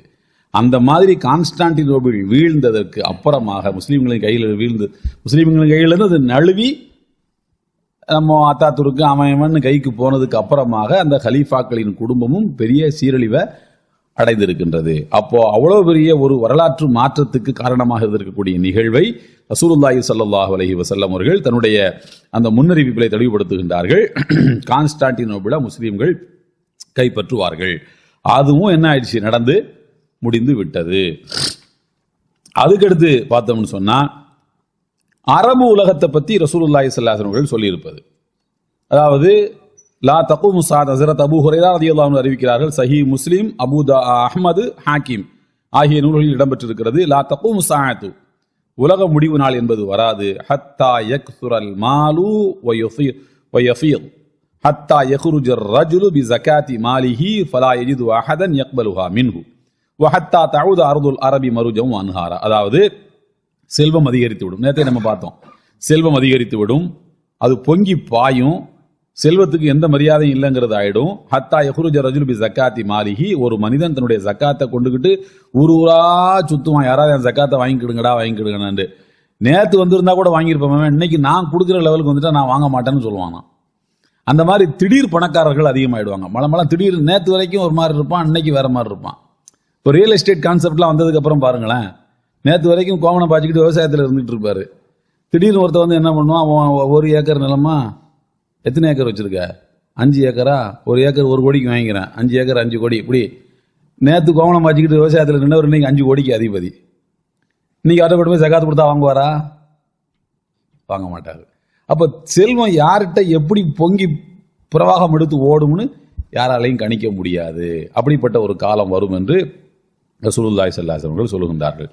துருக்கி ஹிலாபத்தில் எல்லாம் ஜக்காத்தை கொடுக்கணும்னு ஆசைப்படக்கூடியவங்க என்ன பண்ணுவாங்கன்னா, ஜக்காத்தை கொண்டு போய் கொடுத்தா கொடுக்கிறவர் யாருன்னு வாங்குறவருக்கு தெரிஞ்சு போயிடும். அப்படி தெரிய வேண்டாம் அப்படின்னு நினைக்கக்கூடியவங்க என்ன பண்ணுவாங்கன்னா, ஒரு குறிப்பிட்ட மரம் இருக்குமா, அந்த மரத்துல தங்க காசுகளை பூரா ஒரு பையில போட்டு கட்டி ஒரு லெட்டர் வச்சிருவாங்களாம். இது வந்து ஜக்காத்து பணம், இதை உரியவர்கள் எடுத்து செல்லலாம், கட்டி தொங்க விட்டுருவாங்க. 3-4 மாசம் ஆனாலும் அதை எடுக்கிறதுக்கு ஆளே வராதான். ஏன்னா ஏழைகள் அங்க இல்லை. அப்படியெல்லாம் ஒரு காலகட்டம் வந்து இஸ்லாமிய கிலாபத்தில் இருந்திருக்கு. நினைச்சாலே இப்போ நமக்கு வந்து கேட்கறதுக்கே இப்படி எல்லாமா இருந்திருக்காங்க. இப்போ கொடுக்காம தான் வீடு நுழைஞ்சு கொள்ளடிக்கிற காலத்தில் கட்டி தொங்க போட்டாலும் என்ன விதவிதமான ஏமாத்து காலமால இருக்கு, விதவிதமான ஏமாற்று காலமா இருக்கு. பள்ளிவாசலில் வந்து வசூலுக்கு வருவாங்க, பள்ளிவாசலில் ரமதான் நேரத்தில் மற்ற நாட்களில் வசூலுக்கு வருவாங்க. வசூலுக்கு இந்த மாதிரி நாங்கள் வந்து ஒரு மதரசா நடத்துகிறோம், அந்த மதரசாவுக்கு நீங்கள் வந்து டொனேஷன் கொடுக்கணும் அப்படின்ட்டு. அப்போது இல்லைங்க, மதரசாவுக்குலாம் நாங்கள் சொல்கிறது இல்லை, ஏதாவது பள்ளிவாசல் கட்டுறதா இருந்தால் சொல்லுங்கள். அதுக்கு என்ன, அதுக்கு இன்னொரு இது வச்சுருக்கேன், பள்ளிவாசல் அது இல்லைங்க, நான் பள்ளிவாசல் கொடுக்குறது ஏதாவது குமர் காரியமாக இருந்தால் தான் கொடுப்போம். குமர் காரியம் தானே, அதுக்கு லெட்ரு வச்சுருக்கேன். மொத்தத்தில் ரூபா ஓன்ட்டு இருக்கக்கூடாது, உன் பாக்கெட்டில் இருக்கிற ரூபா அது உனக்கு சொந்தம் இல்லை, எனக்கு சொந்தம். என்னத்தையாவது ஒன்று சொல்லி 5 நிமிஷத்தில் அதை எடுக்கிறானா இல்லையான்னு மட்டும் பாருன்னு சொல்லி குறி வச்சு தூக்கிட்டு போகிற ஒரு காலகட்டத்தில் கட்டி மரத்தில் கட்டி தொங்க விட்டா கூட 3-4 மாசமா எடுக்க ஆள் கிடையாது. அப்போ அது செல்வம் அதிகரித்து விடும். ரசூலுல்லாஹி ஸல்லல்லாஹு அலைஹி வஸல்லம் சொன்னது இன்னைக்கு இல்லை, அது 100-150-200 வருஷத்துக்கு முன்னாடியே நடந்து முடிஞ்சிருச்சு. அரபுலகத்தில் நேற்று நான் உங்களுக்கு சொன்ன உமர் இப்னு அப்துல் அசீஸுடைய காலத்தில் 1ஆம் நூற்றாண்டிலே நடந்துருச்சு, மதீனாவில், சிரியாவில், இந்த மாதிரியான பகுதிகளில். அப்போ அதற்கடுத்து என்னன்னு சொன்னா, வஹத்தா தஊத அர்துல் அரபி, நான் சொல்றது எல்லாமே கற்பனை தான், கிடையாது உண்மை. இந்த வசூலுக்கு வந்த கதையெல்லாம் உண்மைதான் நான் சொல்றேன், கற்பனையா மிகப்படுத்திலாம் சொல்லல, என்னுடைய சொந்த அனுபவம். ஆமா, சமுதாயம் அப்படியெல்லாம் போயிருச்சு, நீங்க புரிஞ்சுக்கணும். அதுக்காக வஹத்தா தஊத அர்துல் அரபி மருஜம் அன்ஹாரா, அரபு உலகம், அரபு நாடு என்பது நதிகள் ஓடும் இடமாகவும் சோலையாகவும் மாறிவிடும் என்று சொல்கிறார்கள். அப்படி ரசூலுல்லாஹி ஸல்லல்லாஹு அலைஹி வஸல்லம் சொல்லும் போது அது வறண்ட பாலைவனம், வறண்ட பாலைவனம். இதுல என்ன சொல்றாங்கன்னா, ரொம்ப நுட்பமான ஒரு வாசகம், இதுக்கு விளக்கம் அளிக்கக்கூடிய அறிஞர்கள், தஊது அப்படின்னு சொன்னா என்ன அர்த்தம்? ஈது, ஊது, ஆத, இந்த வார்த்தைகளுக்கெல்லாம் அரபியில் என்ன அர்த்தம்னா திரும்ப வருவதுன்னு அர்த்தம். பெருநாளைக்கு நம்ம என்ன சொல்றோம்? ஈதுன்னு சொல்றோம். ஈதுனா பெருநாள். அதுக்கு என்ன அர்த்தம்? ஆக்சுவல் நேரடியான அர்த்தம் என்னன்னா, திரும்ப திரும்ப வரும். வருஷத்துக்கு 2 தடவை வருது இல்ல, வருஷத்துக்கு 2 தடவை திரும்ப திரும்ப வருவது அப்படிங்கிறது அதுக்கு அர்த்தம். இப்ப தஊதன்னு சொன்னா மறுபடியும் அது நதிகள் ஓடும் இடமாகவும் மறுபடியும் அது சோலையாகவும் மாறிவிடும். அதாவது இதுக்கு முன்னால எப்போவோ ஒரு காலகட்டத்தில் அரபு நாடு எப்படி இருந்திருக்கு? நதிகள் ஓடும் இடமாகவும் சோலைவனமாகவும் அது இருந்திருக்கிறது. இந்த கிளைமேட் சேஞ்ச் என்பது ஆயிரக்கணக்கான வருஷங்களா அப்படி நடந்து நடந்து நடந்து நடந்து மாறி மாறி இது பாலைவனமாக மாறி மறுபடியும் அது சோலைவனமாக மாறுங்கிறது இந்த அர்த்தத்தில் நமக்கு புரியுதுன்னு சொல்றாங்க. இன்னைக்கு அது கொஞ்சம் கொஞ்சமா நடந்துகிட்டு இருக்கு, கொஞ்சம் கொஞ்சமா நடந்துகிட்டு இருக்கு. பல இடங்கள்ல வந்து இப்போ அரஃபாவுக்கு போறீங்கல்ல, அரஃபாவில் எவ்வளவு வேப்ப மரம் நிற்குது. இந்த வேப்ப மரம் எல்லாம் எப்போ வந்து இந்திரா காந்தி காலத்திலே கொண்டு வந்து நட்டி வச்சாங்க. இந்திரா காந்தி இருக்கும்போது இந்த கிங் ஃபைசல் இருந்தாருன்னு நினைக்கிறேன். கிங் ஃபைசல் வந்து இந்திரா காந்தியோட பேச்சுவார்த்தை நடத்தி அரஃபாவில் வரக்கூடிய ஹாஜிகளுக்கு ஓரளவுக்காவது ஆசுவாசமா இருக்கணும் என்பதற்காக வேண்டி அதனுடைய தாய் மண்ணுன்னு சொல்லுவாங்கல்ல, அந்த தாய் மண், அந்த மண்ணோட சேர்த்து ஆயிரக்கணக்கான மரங்களை எடுத்து கொண்டு வந்து அரஃபால நட்டி வச்சாங்க. இன்னைக்கு பச்சை பசேல்னு இருக்கு அரஃபா. அப்ப அப்படி கிடையாது, வறண்ட பாலை. இங்க நின்று பார்த்தா உங்க பார்வை எவ்வளவு தூரம் போகும் அவ்வளவு தூரம் நீங்க பார்க்கலாம், இடையில தடுப்பே இருக்காது. இப்ப அப்படி இல்லை, மரங்கள் இருக்கு. அப்ப சோலைவனமாக மாற்றும் முயற்சிகள் நடந்துகிட்டு இருக்கு. முழுவதுமாக மாறிடுச்சா தெரியல, ஆனா மாறும். அது வந்து நல்ல அடையாளமா கெட்ட அடையாளமா அதை நம்ம சொல்ல முடியாது. அதாவது வந்துங்க, விபச்சாரம் பெருகி விடும், இது கெட்ட அடையாளம், அப்படித்தானே? இந்த அடையாளம் அரபு நாடு பாலை சோலைவனமாக மாறும் என்பது நல்ல அடையாளமா கெட்ட அடையாளமா கேட்டால் அது நமக்கு சொல்ல தெரியாது, ஆனா மாறும். மாறிக்கொண்டு இருக்கிறது. அப்போ இந்த அடையாளமும் கிட்டத்தட்ட நடைபெற்று கொண்டு இருக்கிறது. அப்போ நடைபெற ஆரம்பிச்சிருச்சாலே நடைபெற்றுச்சுன்னு தானே அர்த்தம், அப்படி சொல்லிடுறாங்க. அதற்கடுத்து நம்ம எல்லாருக்கும் தெரிஞ்ச ஒரு முக்கியமான அடையாளம் தான் லா தகூமு ஸாஅத்து ஹத்தா துகாத்திலுல் யஹூத் ஹத்தா யகூலல் ஹஜரு வஷ்ஷஜர் வராஇ வராஅஹு யஹூதியுன் யா முஸ்லிமுன் யா அப்துல்லாஹ் ஹதா யஹூதியுன் வராஇ ஃபக்துலு. அதாவது யூதர்களுக்கும் முஸ்லிம்களுக்கும் இடையில ஒரு யுத்தம் நடக்கும். அது இறுதி யுத்தம். அதற்கு பிறகு யூதர்களுக்கு ஆதிக்கம் என்பது உலகத்தில் இருக்கவே இருக்காது. அப்படிப்பட்ட ஒரு யுத்தம் நடக்கும். ஹத்தா துகாத்திலுல் யஹூத், நீங்கள் யூதர்களிடத்தில் சண்டைக்கு போவீர்கள். அப்ப நீங்க தான் ஸ்டார்ட் பண்ணுவீங்கன்னு அர்த்தம். நீங்கள் யூதர்களிடத்தில் சண்டைக்கு போவீர்கள், நீங்க தான் ஸ்டார்ட் பண்ணுவீங்க. அப்ப எந்த அளவுக்கு யூதர்கள் பயந்து ஓடி ஒளியக்கூடியவர்களாக இருப்பார்கள்னா, ஒரு கல்லுக்கு பின்னாலையும் மரத்துக்கு பின்னாலையும் ஒளிஞ்சுக்கிட்டு இருப்பாங்க.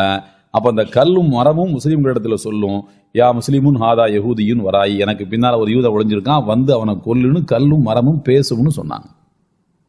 கர்கத் என்கிற ஒரு மரத்தை தவிர. அதனால் அடுத்த வரியில் அது வருது. இப்போ ஒரு 2 வருஷத்துக்கு முன்னால ஒரு பாலஸ்தீனி ஒரு ட்வீட் போட்டிருந்தாரு, அதுல எக்ஸ் வலைதளத்துல. நான் இந்த ஹதீஸை படிக்கும் போதெல்லாம் எனக்கு ஒரு ஆச்சரியம் இருந்துகிட்டே இருந்துச்சு. எதுக்கு நமக்கு கல்லும் மரமும் நமக்கு ஹெல்ப் பண்ணணும்? அதான் உலகம் முழுக்க 200 கோடி முஸ்லீம் இருக்காங்க. உலகம் முழுக்க 200 கோடி முஸ்லீம்கள் இருக்காங்க. 280 கோடியோ 200 கோடியோ இருக்காங்கல்ல, அவங்களெல்லாம் தானே ஹெல்ப் பண்ணுவாங்க. எதுக்கு கல்லும் மரமும் ஹெல்ப் பண்ணணும்? அப்படி எனக்கு ரொம்ப ஆச்சரியமா இருந்தது. இப்பதான் எனக்கு தெரியுது, ஒருத்தனும் வரமாட்டான். 180 கோடி இருப்பான், 200 கோடி இருப்பான், ஒருத்தனும் உதவின்னு வரமாட்டான். கேட்டா ஏன் நாட்டு சட்டப்படி அது தப்பு, ஓ நாட்டு சட்டப்படி அது ஹராமு, இது மம்னூ, இது தடை செய்யப்படுதுன்னு 1000 விளக்கம் சொல்லிட்டு வந்திருப்பான். பக்கத்தில் உள்ளவனே வரமாட்டான். வந்தானா? இந்த நிமிஷம் வரைக்கும் வரல. ஓஹோ, அப்போ சக முஸ்லீம்கள் ஹெல்ப் பண்ண மாட்டாங்க, இந்த மரமும் கல்லும் நமக்கு உதவி பண்ணா தான் உண்டுன்னு இப்பதான் எனக்கு அது புரியுது. நாங்க அந்த நாளுக்காக காத்திருக்கிறோம் அப்படின்னு அவருடைய ட்விட்டர்ல அவர் சொல்றாரு. அப்ப அதே ஆளு இன்னொன்னு இதுவும் போட்டிருக்கிறாரு. 2 அரபுக்காரங்க இந்த சிவப்பு இதெல்லாம் துண்டுலாம் போட்டிருப்பாங்கல்ல, அப்படி போட்டுக்கிட்டு 2 பேரும் பேசிக்கிறாங்க. அது கார்ட்டூன் மாதிரி. எப்போது நீங்கள் யூதர்களிடம் சண்டைக்கு போவீர்கள்? ஒரு அரபு இன்னொரு அரபிட்ட கேட்கிறாரு, இப்படியே உட்கார்ந்துட்டு இருக்கீங்களாப்பா, என்னைக்குப்பா நீங்க யூதர்கள்ட்ட சண்டைக்கு போவீங்க அப்படின்ட்டு. அதுக்கு இந்த அரபு சொல்றாரு, எப்போ அவன் களிமா சொல்றானோ அப்பந்தான் போவோம். நாங்க சண்டை போடுறதுனா குறைஞ்சபட்சம் அவன் முஸ்லீமா இருந்தா தான் நாங்க என்ன செய்வோம், சண்டையே போடுவோம். அவன் களிமா சொல்லாத வரைக்கும் நாங்க எப்படி சண்டை போக முடியும்? அவன்கிட்ட தகுதியே இல்லையா, எனக்கு எதிரியா இருக்கக்கூடிய தகுதியே அவனுக்கு இல்லையா அப்படின்னு அவரு அது ரொம்ப வேதனையா போட்டிருந்தார். அல்ஹம்துலில்லாஹ். அப்போ இது நடக்கும். எந்த அளவுக்குன்னு சொன்னா, ஒரே ஒரு மரத்தை தவிர இல்ல கர்கத். நான் இப்போ 2023 அங்க போயிருந்தேன். போயிருக்கும்போது அங்க உள்ள கைடு ஒருத்தர், அவர்கிட்ட கேட்ட, அந்த கர்கதுங்கிற மரத்தை நான் பார்க்கணும்பான்னு சொன்னேன். அது அந்த மரம் எப்படித்தான் இருக்குன்னு பார்ப்போம், அந்த மரம் மட்டும் காட்டி கொடுக்காதுன்னு வருது. அது ஒரு வாழ்க்கையில ஒரு தடவையாவது கண்ணால பார்த்துவோம். அவன் கூகுளில் தட்டி இப்படி காட்டினேன், இந்த வெங்காயம் எங்களுக்கும் தெரியுமியா, நான் நேரில் பார்க்கணுமியா அதை அப்படின்னா, நேரில் நான் பார்க்கணும் அப்படின்னு சொன்னேன். அது அவன் சொல்றாரு, நீ பாலஸ்தீன்ல இருக்கிற, அல்லாஹு தஆலா எதை அர்துல் முகத்தஸா புனித பூமி என்று அறிவித்திருக்கின்றானோ அந்த பகுதிக்குள்ள நீ இருக்கிற, அல் அக்ஸா ஏரியாக்குள்ள இருக்க. ஒன்னு சொல்லட்டா உனக்கு, இந்த புனித பூமிக்குள்ள கர்கது மரம் முளைக்காது. இது புனித பூமியா? அது சாபத்துக்குரிய மரம், யூதனுடைய மரம். அது எப்படி புனித பூமியில முளைக்கும்? இங்க முளைக்காது. அப்போ வருதவியா ஹதீஸ்ல, அதுக்கு பின்னால் அவன் போய் ஒளிஞ்சு அது காட்டி கூடாது இருக்கு, நான் காட்டுறேன். ஆனா நீ பஸ்ஸை விட்டு இறங்கி பார்க்க முடியாது. எதுக்கு நீங்க பஸ்ஸை நிப்பாட்டின, ஜீப் பாஸ்போர்ட் அதை கொடு இதை கொடுன்னு 1008 கேள்வி கேட்பான். நீ இந்தியால இருந்து வந்திருக்கங்கிறதுனால ஒன்ன பெருசா ரெஸ்ட்ரிக்ஷன் பண்ண மாட்டாங்க. ஏன்? அது ஃபாதர்லேண்ட், இது மதர்லேண்ட். அதனால உனக்கு பெருசா ஒன்றும் இருக்காது. இருந்தாலும் நீ அந்த ரிஸ்க் எடுக்க வேண்டாம். நீ கிட்ட போய் இறங்கி பஸ்ல இருந்து நீ ஒரு போட்டோ எடுத்துக்கணும்னு சொன்னா, பஸ்ல இருந்து போட்டோ எடுத்து வச்சுக்கன்னு வச்சுக்கங்களேன். அப்போ இது எனக்கு ரொம்ப ஷாக்கிங்கா இருந்தது. முஸ்லீம்கள் வாழக்கூடிய அர்துல் முகத்தஸாவில் அந்த மரமே முளைக்காதுன்னா அல்லாஹ் எவ்வளவு பாதுகாப்பாக வச்சிருக்கான் அந்த பூமியை. சுப்ஹானல்லாஹ். அவர்கள் வாழக்கூடிய பகுதியில் திட்டமிட்டு அதை வளர்க்கிறார்கள். எதுக்கு வளர்க்குறான்னா இந்த ஹதீஸ் அவன் நம்புறான். அதுக்கு பின்னால தான் நம்ம ஒளியணும். வேற ஒளியறதுக்கு நமக்கு கல்லுக்கு பின்னால் ஒளிஞ்சாலும் காட்டி கொடுத்துரும், மரத்துக்கு பின்னால் ஒளிஞ்சாலும் காட்டி கொடுத்துரும். இந்த மரத்தை தான் வளர்க்கணும்னு நம்ம திட்டமிட்டு வளர்த்து கொண்டிருக்கிறோம். அதுக்கு மானியமே கொடுக்குறான். ஒவ்வொரு வீட்லையும் இந்த மரத்தை வளர்க்குறதுக்கு கவர்மெண்ட்ல இருந்து என்ன கொடுக்குறான்? மானியமே கொடுக்குறான். ஒரு வீடு நீங்க இஸ்ரேலில் போய் யாரெல்லாம் நான் பூர்வீகமா இஸ்ரேலில் ஒரு யூதனாக இருக்கிறதுக்கு வாய்ப்பு உள்ளவன்னு சொல்லி வரலாற்றில் சில சான்றுகளோட போய் இறங்குனீங்கன்னா உங்களுக்கு வீடு, பணம், அது மாதிரி ரேஷனில் கறி, இது மாதிரி உணவுப் பொருட்கள் இது எல்லாமே உங்களுக்கு இதாக கொடுக்குறான். இந்தியாவிலேருந்து நம்ம மணிப்பூர்லேருந்து குக்கீஸ் அப்படிங்கிற இனத்தை சார்ந்தவங்க இப்போ கொத்தா அங்கே போய் இறங்குறாங்களாம். கிட்டத்தட்ட இது வரைக்கும் 250 ஃபேமிலி அங்கே போய் இறங்கியிருக்காங்க. அவங்க என்ன விளக்கம் சொல்றாங்கன்னா, இவங்க பூர்வீகம் யூதர்கள் தான், யூசுப் அலைஹிஸ்ஸலாமுடைய வாரிசுகள். யூசுப் அலைஹிஸ்ஸலாம் யாக்கூப் அலைஹிஸ்ஸலாமுடைய மகன் தானே. யாக்கூப் நபிக்கு தானே இஸ்ராயல்னு இன்னொரு பேரு. அவங்களுடைய 12 பிள்ளைகள் தானே பனி இஸ்ரவேலின் பிள்ளைகள்னு பேர். அதான 12 பிரிவு. அப்போ இவங்கள்லாம் நீங்க பூர்வீகமாக யூசுப் நபியினுடைய வாரிசுகள், நீங்க அங்க வாங்க அப்படின்னு சொல்லிட்டு அவங்கள கூட்டு போறாங்க. மதர்லேண்டில் உள்ளவர் அவங்களெல்லாம் அங்கே அனுப்பி வைக்கிறாரு. மதர்லேண்டு உள்ளவர் அனுப்பி வைக்கிறார். இந்தியாவுடைய ஆயுள் எவ்வளவு, இந்தியாவுடைய வருஷம் நாகரிகம் எவ்வளோ பெரிய நாகரிகம். அதை விட இது மதராம், அது ஃபாதராம். கேலி கூத்து. அப்போ இப்படி ஒரு காலகட்டம் வரும் என்று ரசூலுல்லாஹி ஸல்லல்லாஹு அலைஹி வஸல்லம் கூறியிருக்கின்றார்கள். இப்போ இதுக்கு தான் அவங்க என்ன சொல்றாங்கன்னு சொல்லி கேட்டா, இந்த மாதிரியான மரங்கள் பேசக்கூடிய ஒரு காலகட்டம் இன்னும் வரவில்லை. அந்த யுத்தம் இன்னும் வரல. ஒரு வரலாற்று கணிப்பின்படி 2027 அது இருக்கக்கூடும். ஷேக் அஹ்மத் யாசின் போன்றவர்களுடைய கணிப்பின்படி 2027 ஜூலை மாசத்துக்கு அப்புறமாக இது நடக்கக்கூடும். ஏனென்றால் 80 ஆண்டுகள் தான் அவர்கள் என்ன செய்ய முடியும், அந்த மண்ணை ஆள முடியும். ஆல்ரெடி 79வது வருஷம் நடந்துகிட்டு இருக்கு. 1947 வந்தவங்க 79வது வருஷம் நடந்துகிட்டு இருக்கு. இப்போ 27 80 வருஷம் கம்ப்ளீட் ஆகும். அதோட அவங்க என்ன செய்வாங்க, அங்கிருந்து அகற்றப்படுவார்கள். அந்த நேரத்தில் இது நடக்கலாம் என்று எதிர்பார்க்கப்பட்டு வருகின்றது. இது ஒன்று அடுத்த அடையாளம். அடுத்தபடியாக என்ன சொன்னா, ரசூலுல்லாஹி ஸல்லல்லாஹு அலைஹி வஸல்லம் கூறுகின்றார்கள், புகாரி ஷரீஃபில் வரக்கூடிய ஹதீஸ் தான்.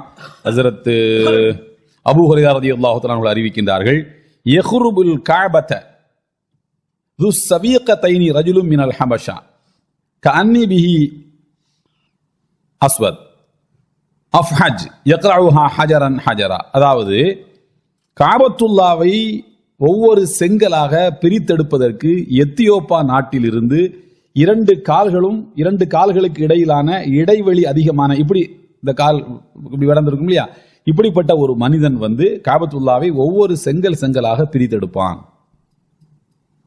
அங்க உள்ள மக்கள் அதை தடுக்க மாட்டார்கள். மக்கள் உள்ளவங்க அதை தடுக்க மாட்டாங்க. ஏன் தடுக்க மாட்டாங்கண்டா, அவனுக்கு வேற கடையை துறக்கணும், வியாபாரம் பண்ணணும், இந்த நோக்கத்தில் அவன் இருப்பான். இப்ப நமக்கு சொல்லும் போது கேட்கறதுக்கு மிரட்சியா இருக்கு. ஆனால் நடப்பதற்கான சாத்தியக்கூறுகள் கண்டிப்பாக உண்டு. என்ன அடிப்படையில் அப்படின்னு சொல்லி கேட்டீங்கன்னா, ஒரு 2005 இருந்து நான் போயிட்டு இருக்கேன். அல்லாஹ்வுக்கு எல்லா போடும். ஒவ்வொரு மாற்றத்தையா பார்க்க முடியுது. முன்னாடி எல்லாம் துணி கடையில பொம்மை வச்சிருப்பாங்கல்ல, அதெல்லாம் ஜித்தால கூட கிடையாது. அது ஹராம், மம்னூ. இந்த மாதிரி ஆபாச பொம்மைகள்லாம் அங்கே வைக்கக்கூடாது. மெதுவாக அப்புறம் ஜித்தாவுக்கு வந்துச்சு, அப்புறம் அசீசியாவுக்கு வந்துச்சு, அதுக்கப்புறம் இப்போ போய் பாருங்க பிந்தாவுது மால்லே வந்துருச்சு அந்த பொம்மை. அதே மாதிரி பாத்தீங்கன்னா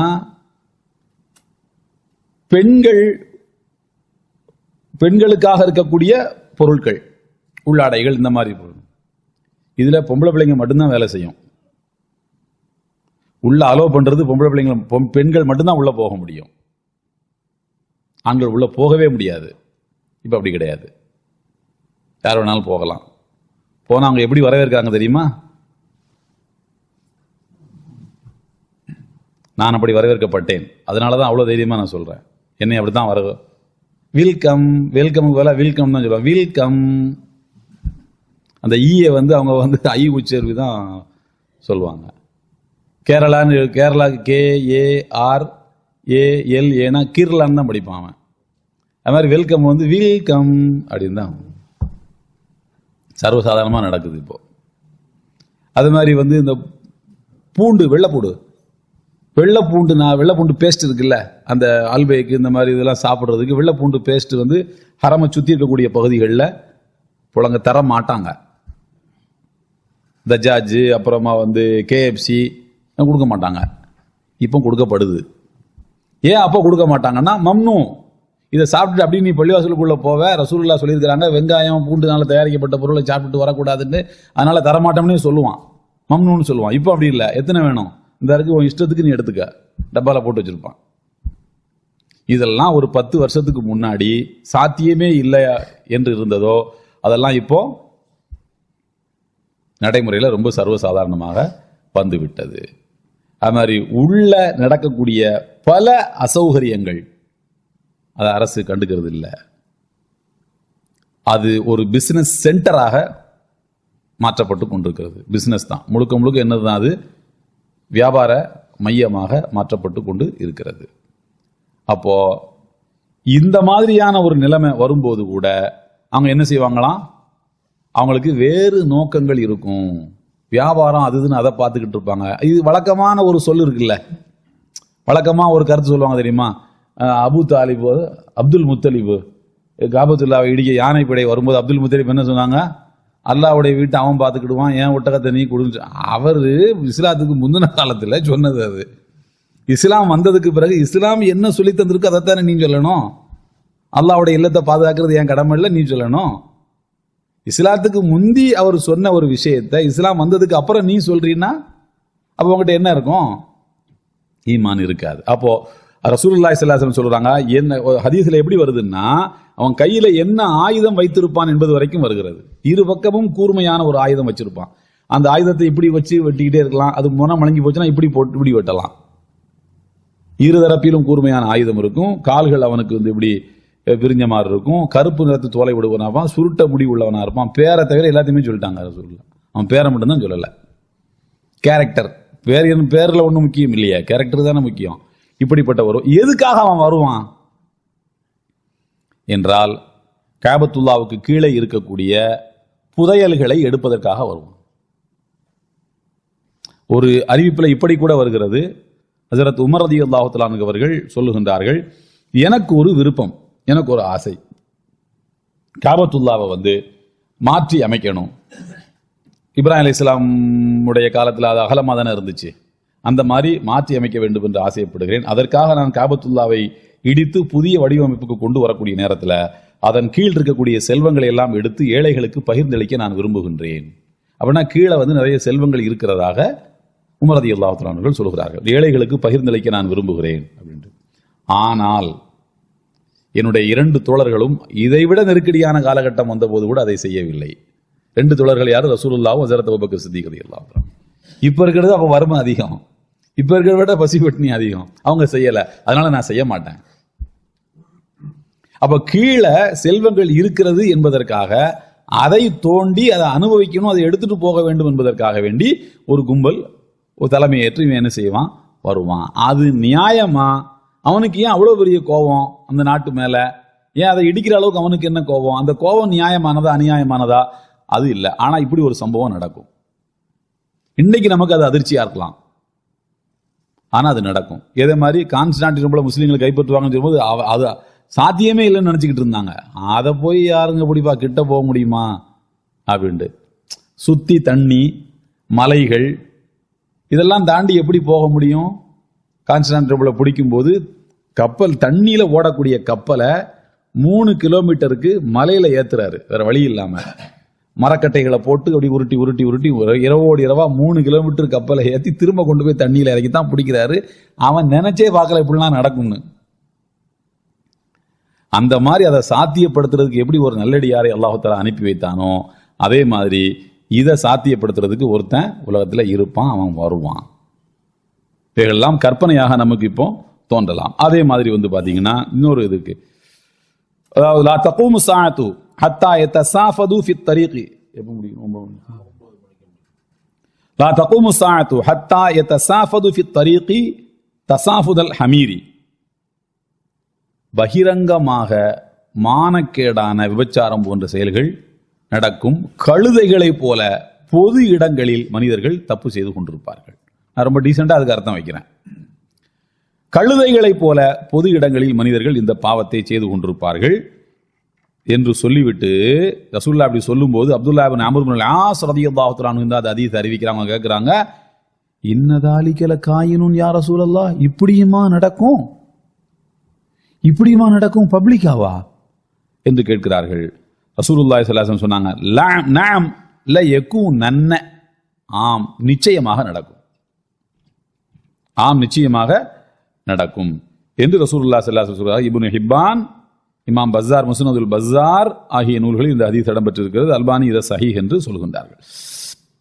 இப்போ இதனுடைய அடுத்த பகுதியாக அபு யஅலா என்கிற நூலில் முஸ்னத் அபு யஅலால ஹஜ்ரத் அபூ ஹுரைரா ரலியல்லாஹு தஆலா அறிவிப்புல எப்படி இருக்குன்னு சொன்னா, வல்லதி நஃப்ஸி பியதிஹி லா தஃப்னி ஹாதிஹில் உம்மா ஹத்தா யகும ரஜுலு இலா இம்ராஅத்தின் ஃபயஃப்தரிஷுஹா ஃபி த்தரீக். பொது இடங்களில் இது நடக்கும்.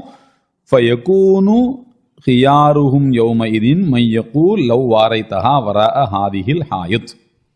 என்னப்பா இது, இப்படியாப்பா பப்ளிக்ல பொது இடத்துல வச்சு அந்த அசிங்கத்தை பண்ணிக்கிட்டு இருப்ப, இந்த சோத்துக்கு அந்த பக்கம் போக கூடாதாப்பா அப்படின்னு சொல்லுவாங்களாம். ஒருத்தர் சொல்வாராம், என்னப்பா இப்படி பண்ணிக்கிட்டு இருக்கிற, சோத்துக்கு அந்த பக்கம் போப்பா அப்படின்னு சொல்வாராம். அப்படி சொல்லக்கூடியவர் எப்படிப்பட்டவராக இருப்பார் என்றால், ஃபதாலிக ஃபீஹிம் மிஸ்ல அபீ பக்கர் வ உமர் ஃபீக்கும், உங்களில் அபூபக்கர் சித்தீக் ரலியல்லாஹு தஆலா அன்ஹு அவர்களும் உமர் ரலியல்லாஹு தஆலா அன்ஹு அவர்களும் எப்படிப்பட்டவர்களாக மதிக்கப்படுகிறார்களோ அப்படிப்பட்டவர்களாலேயே இப்படித்தான் சொல்ல முடியுமா, அந்த பக்கமா போய் பண்ணக்கூடாதான்னு தான் சொல்ல முடியுமா, வேற பண்ணாதன்னு சொல்ல முடியாது. பண்ணாதன்னு சொன்னா அது அஃபென்ஸா போயிடும். சட்டம் அப்படித்தானே இருக்கு. ஒரு 10 வருஷத்துக்கு முன்னால மயிலாப்பூர்ல பள்ளிவாசலுக்கு 500 மீட்டர்கள் வழிபாட்டு தலங்கள், பள்ளிக்கூடங்கள், இவைகளுக்கெல்லாம் ஒரு 1/2 கிலோமீட்டர் தூரத்தில் மதுக்கடைகள் இருக்கக்கூடாதுன்னு ஒரு சட்டம் இருக்கு தமிழ்நாட்டில். ஆனா பள்ளிவாசல இருந்து 200 மீட்டர்ல 150 மீட்டர்ல ஒரு மதுக்கடை இருக்கு. அது தொடர்ந்து ஜரூரா வியாபாரம் நடந்துகிட்டு இருக்குது. காலை மாலை பிள்ளைங்க மதரசாவுக்கு வர்றாங்க போறாங்க, இடையூறா இருக்கு, இதெல்லாம் எடுக்கணும் அப்படின்னு சொல்லிட்டு ஆர்ப்பாட்டம் நம்ம ஆட்கள் அஜிடேஷன் பண்றாங்க. அப்ப காவல்துறை என்ன பண்ணுதுன்னு சொன்னா, இந்த மக்கள் எல்லாம் சேர்ந்து மதுக்கடைகளை அடிச்சிடக்கூடாதுன்னு மதுக்கடைக்கு காவல் போடுது. ஆர்ப்பாட்டம்லாம் முடிஞ்ச உடனே அந்த குழுவினுடைய அந்த ஜமாத்தினுடைய தலைவரை கூப்பிட்டு லோக்கல் இன்ஸ்பெக்டர் சொன்னாராம், பாத்தீங்களா பாய், எங்க நிலைமையை பாத்தீங்களா பாய், நீங்க சட்டத்துக்கு உட்பட்டு இந்த கடையை எடுக்கணும்னு சொல்றீங்க, எடுக்கிறது தான் சட்டம். ஆனா எங்களை இந்த சட்டம் எப்படி இது பண்ணுதுன்னு சொன்னா மதுக்கடைக்கு காவலா நிக்க சொல்லுது. ஆனா சட்டப்படி அந்த இடத்துல அங்க இருக்கக்கூடாது, அது 500 மீட்டருக்கு வெளியில தான் இருக்கணும், 500 மீட்டருக்கு உள்ள இருக்குது. பாய் இன்னொன்னு சொல்றேன், ஒரு காலகட்டம் இப்படியும் வரும் பாய், மது குடிச்சவனை கொண்டு போய் பத்திரமா நீங்க தான் கொண்டு போய் வீட்டில் விட்டு வரணும் எங்களுக்கு சட்டம் போடுவானுங்க. ஏன்னா அவனை பொதுமக்கள் யாரும் அடிச்சிடக்கூடாது, இவன் பண்ற கலாட்டாவை, இவன் கெட்ட வார்த்தை பேசுவான், மது குடிச்சாதான் 5 மொழி 6 மொழி பேசுவான்ல. ஆமா, சின்ன வயசுல படிச்சதெல்லாம் ஞாபகம், இங்கிலீஷ் பிரான்ஸ் என்னென்ன உண்டு எல்லாம் பேசுவான். உள்ள போயிடுச்சுன்னா இவன் பேசுறத மக்களுக்கு கோபம் அவங்க இவனை அடிச்சிடக்கூடாதுங்கிறதுக்காக இவனை பிடிச்சு கொண்டு போய் வீட்டில் விட்டுட்டு வர சொல்லி எங்களுக்கு உத்தரவு போட்டாலும் ஆச்சரியப்படுறதுக்கு இல்லை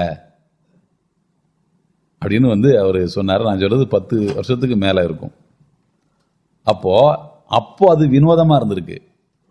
இப்போ அது நடக்கும் வாய்ப்பு இருக்கு, நம்மளால நம்ப முடியுது. இந்த மாதிரி காலகட்டங்கள் மாறும்போது எது வேணாலும் நடக்கலாம். அப்போ நீ சவத்துக்கு அந்த பக்கமா போய் பண்ணு அப்படின்னு சொல்லக்கூடியவர் யாரா, எப்படிப்பட்ட தக்வா உள்ளவர்னா உமர் ரலியல்லாஹு அன்ஹு மாதிரி, அபூபக்கர் சித்திக் ரலியல்லாஹு அன்ஹு மாதிரியான ஆட்களாலேயே பண்ணாதேன்னு சொல்ல முடியாது. பண்ணாதன்னா யாரை கேட்டியா, யாரையா பண்ணக்கூடாதுங்கிற? சட்டப்படி தப்பு தெரியுங்களா? நீ சொல்றது தப்பு, நான் பண்றது தான் சட்டம் என்று சொல்லி அவரை அரெஸ்ட் பண்ணிடுவாங்க. அதனால அவர் என்ன சொல்லுவாரு? கொஞ்சம் ஒதுங்கி போங்கப்பான்னு சொல்லுவார். அந்த அளவுக்கு ஒழுங்கீனங்கள் முதன்மையாகிவிடும். இன்னைக்கு அப்படித்தானே ஆயிருக்கு. திருமணங்கள் கஷ்டமா போச்சு, விபச்சாரம் இலகுவா போச்சு. ஆனா ஹதீஸ்ல என்ன வருது? விபச்சாரத்தை கடினமாக்கணும், திருமணத்தை இலகுவாக்கணும்னு வருது. திருமணங்கள், ஒரு மனுஷன் 30 வருஷம் உழைச்சி சம்பாதிச்ச காசை ஒரு நாள்லயே ஹராபாக்குறதுக்கு பேர் தான் திருமணம். கல்யாண மண்டபம் 20 லட்சம், சாப்பாடு 30 லட்சம், 50 லட்சம். அவன் 50 லட்சம் சம்பாதிக்கிறதுக்கு எத்தனை வருஷம் ஆகும்? ஆனா பாவம் செய்யறதுக்கு ரொம்ப சிம்பிள். சில நேரங்களில் இலவசமா கூட செஞ்சுட்டு போயிடுவான். அந்த அளவுக்கு உலகத்தினுடைய யதார்த்தம் இருக்கு. அப்போ இந்த அளவுக்கு மிக மோசமான மனிதர்கள் தலை தூக்க தொடங்கி விடுவார்கள். அதுலயும் அபூபக்கர் சித்திக், உமர் ரலியல்லாஹு தஆலா அன்ஹுமா, இவர்கள்லாம் 2 பேரும் எப்படிப்பட்ட மனிதர்கள்? தவறு நடந்தா உடனே தட்டி கேட்கக்கூடியவர்கள். அவங்களாலேயே கூட இவ்வளவுதான் சொல்ல முடியும். உமர்லாம் சின்ன பிரச்சனைக்கே வாழ தூக்குற ஆளு. சின்னதா ஏதாவது நடந்துட்டாலே வாள் எடுத்து பேசக்கூடிய ஒரு நபர். அவங்களாலே கூட வாள் எடுத்து வெட்ட முடியாது. என்னதான் செய்ய முடியும்? தம்பி கொஞ்சம் தள்ளி போக கூடாதாப்பா, நடக்கணும்லப்பா நாங்கள்லாம் ரோட்ல, இப்படிதான் சொல்ல முடியும். அதை நோக்கித்தான் இன்னைக்கு உலகம் போய் கொண்டிருக்கிறது. ரொம்ப சாதாரணமா போச்சு. இப்படியாக ஒவ்வொரு அடையாளங்களும் வெளிப்படையாக நடந்து கொண்டிருக்கக்கூடிய காட்சியை இன்ஷா அல்லாஹ் நம்ம பார்க்கிறோம். அதே மாதிரி பாத்தீங்கன்னா இன்னும் வேறு சில அடையாளங்கள் இருக்கு. நாளை மறுநாள் இருக்குல்ல, ஆமா இன்ஷா நாளைக்கும் சில அடையாளங்களை பார்ப்போம். அதுக்கு மறுநாள் பெரிய அடையாளங்களையும் கொஞ்சம், அது ஒரு 10 அடையாளங்கள் இருக்கு இன்ஷா அல்லாஹ், அதையும் நாம பார்க்க வேண்டி இருக்குது. நாளை இதை முடிச்சுக்குவோம் இன்ஷா அல்லாஹ். நாளைக்கு ஒரு சில அடையாளங்களை பார்த்துட்டு பெரிய அடையாளங்களுக்குள்ள நாளைக்கே நம்ம இன்ஷா அல்லாஹ் போயிடுவோம். இன்ஷா அல்லாஹ். வாகிரு தாவானா அல்ஹம்துலில்லாஹி ரப்பில் ஆலமீன். ஆமா, அதாவது இப்போ ஹஜ்ரத் இமாம் புகாரி ரஹ்மத்துல்லாஹி அலைஹியுடைய வாழ்க்கை வரலாற்றை சொல்லும்போது அவங்க தன்னுடைய கடைசி காலத்துல அவர்களுக்கு ஏற்பட்ட அந்த விரக்தியினால அவங்க அல்லாஹ்ட்ட எப்படி துஆ செய்றாங்க? யா அல்லாஹ் என்னை கூப்பிட்டுக்கோ, இந்த பூமியில நான் இருக்க விரும்பல, என்னை இந்த பாடுபடுத்துறாங்க, கஷ்டப்படுத்துறாங்கன்னு சொல்லி இந்த 3 அமீர்கள் படுத்தின பாடல அவங்க துஆ செஞ்சாங்க. ஃபக்பித்னி இலைக்க, உன் அளவிலே என்னை அணைத்துக்கொள் என்று அவங்க துஆ செஞ்சாங்க. அப்ப அதன் மூலமாக மரணத்தை கேட்கலாமா அப்படின்னு ஒரு கேள்வி. ஹதீஸ்ல எப்படி வருதுன்னு சொன்னா, நீங்கள் அல்லாஹ்விடத்தில் மரணத்தை கேட்காதீர்கள். மரணத்தை கேட்கக்கூடிய அளவுக்கு வாழ்க்கையில உங்களுக்கு நெருக்கடி வந்தால் நீங்க எப்படி துஆ செய்யலாம்னா, அல்லாஹும்ம இன்கானல் ஹயாத்து ஹைரன்லி, அல்லாஹ் எனக்கு நீ உலகத்துல வாழ்றது எனக்கு ஹைராக இருந்தால் என்னை வாழச் செய்வாயாக. என்னை நான் மரணித்து போவதுதான் எனக்கு நல்லது என்று இருக்குமானால் என்னை மரணிக்க செய்வாயாக. இப்படித்தான் கேட்கணும். என்னை மரணிக்க செய்து விடு நினைச்சக்கூடாது, கேட்கக்கூடாது. ஆனா இமாம் புகாரி ரஹ்மத்துல்லாஹி அவர்கள் கேட்டார்கள். அது கேட்டது சரியா தப்பான்னு கேட்டா, ஹதீஸ்ல குர்ஆன்ல 2 வகையான மனிதர்களின் வாழ்க்கை வருது. முதலாவது அன்னை மரியம் அலைஹிஸ்ஸலாம் அவர்கள். அன்னை மரியம் அலைஹிஸ்ஸலாம் அவர்கள் மேல பழி தூற்றப்பட்டது. அவங்க எங்க போனாலும் அவங்களுக்கு யாரு நீ இம்ரான் பிள்ளை தானே, கல்யாணம் பண்ணாம பிள்ளை, இப்படி கேட்டுக்கிட்டே இருந்தான். அவங்க அந்த அல்லாஹ் சொல்லிட்டு அந்த ஊரை விட்டு நீங்க போக கூடாது, இந்த சமுதாயத்துக்குள்ளதான் நீங்க வாழணும், அவங்க சொல்றதெல்லாம் கேட்டுக்கிட்டு இப்படி நீங்க இருங்க அப்படின்னு சொல்றான். அந்த சமயத்துலதான் அவங்க கேட்ட துவாவை அல்லாஹ் சொல்லி காட்டுறான். யாலைத்தனி மித்து கபுல ஹாதா வ குந்து நசியம் மன்சியா, நான் இறந்து போயிருக்க கூடாதா, நான் மறக்கடிக்கப்பட்டவளாக ஆயிருக்க கூடாதா அப்படின்னு சொல்லி அவங்க கேட்டாங்கன்னு அல்லாஹ் சொல்லி காட்டுறான். இப்போ விரக்தியினுடைய உச்சத்துல போகக்கூடிய நேரத்துல அவங்க என்ன செய்யறாங்க? உலகத்துல வாழ்றத இந்த மாதிரியான ஒரு அருவருப்பான அசிங்கமான உலகத்துல ஒழுக்கமாக இருந்தும் பழி சுமத்தக்கூடிய ஒரு உலகத்துல நான் வாழ விரும்பலையா அல்லாஹ், எனவே என்னை கூப்பிட்டுக்கோன்னு சொல்லி அவங்க என்ன பண்ணாங்க? அல்லாஹ்ட்ட துவா செஞ்சாங்க. இது ஒரு முன்னுதாரணம். அதே மாதிரி இறை தூதர் யூசுப் அலைஹிஸ்ஸலாம் அவர்கள் அவங்க என்ன சொல்றாங்கன்னு சொன்னா, சூரா யூசுப்ல 101வது வசனத்துல சொல்லப்பட்டிருக்கு, தவஃபனி முஸ்லிமன் வல்ஹிக்னி பிஸ்ஸாலிஹீன், யா அல்லாஹ் என்னை நீ முஸ்லீமாக மரணிக்க செய்து விடு, நான் இந்த உலகத்துல உனக்கு கட்டுப்பட்டு முஸ்லீமாவே வாழ்ந்துட்டேன், இவ்வளவு சோதனைகளை கடந்து நான் முஸ்லீமாவே நான் வாழ்ந்துட்டேன், அதனால எனக்கு நீ மரணத்தை கொடு, இந்த முஸ்லீமா இருக்கக்கூடிய நிலையிலே என்ன மரணிக்க செய்து விடு, இந்த ஆடம்பரம் இந்த மாதிரியான வாழ்க்கையில மதிமயங்கக்கூடிய ஒரு சூழ்நிலை எனக்கு ஏற்படுத்திடாத என்று யூசுப் அலைஹிஸ்ஸலாம் அவர்கள் கேட்டார்கள். இந்த 2 முன்னுதாரணத்தை அடிப்படையாக வைத்து விரக்தி அடையாம அதே நேரத்துல நாம் இவ்வளவு நேர்மையா நடந்தும் இந்த மக்கள் என்ன புரிஞ்சுக்க மாட்டாங்களே, இதுக்கு மேல தாங்கக்கூடிய சக்தி எனக்கு இல்ல, என்ன நீ கூப்பிட்டுக்கோன்னு சொல்லி அல்லாஹ்ட்ட கேட்கறது தவறல்ல என்று இந்த 2 முன்னுதாரணத்தை வச்சு விளக்கத்தை கூறுகிறார்கள். அதனால்தான் இமாம் புகாரி ரஹ்மத்துல்லாஹி அலைஹி அவர்கள் என்னை உன்னளவிலே அழைத்துக்கொள் என்று கேட்டார்கள். இப்படியும் கேட்கலாம், அல்லது ரசூலுல்லாஹ் சொல்ற மாதிரி என்ன செய்யலாம், என்னை நீ வாழச் செய்வது எனக்கு ஹைரா இருந்தால் என்னை வாழச் செய், என்னை மௌத்தாக்குறது எனக்கு ஹைரா இருந்தால் என்னை மௌத்தாக்கு அப்படின்னு கேட்கலாம் என்று இதற்கு விளக்கம் அளிக்கின்றார்கள். சுப்ஹானல்லாஹி வ பிஹம்திஹி அஷ்ஹது அல்லா இலாஹா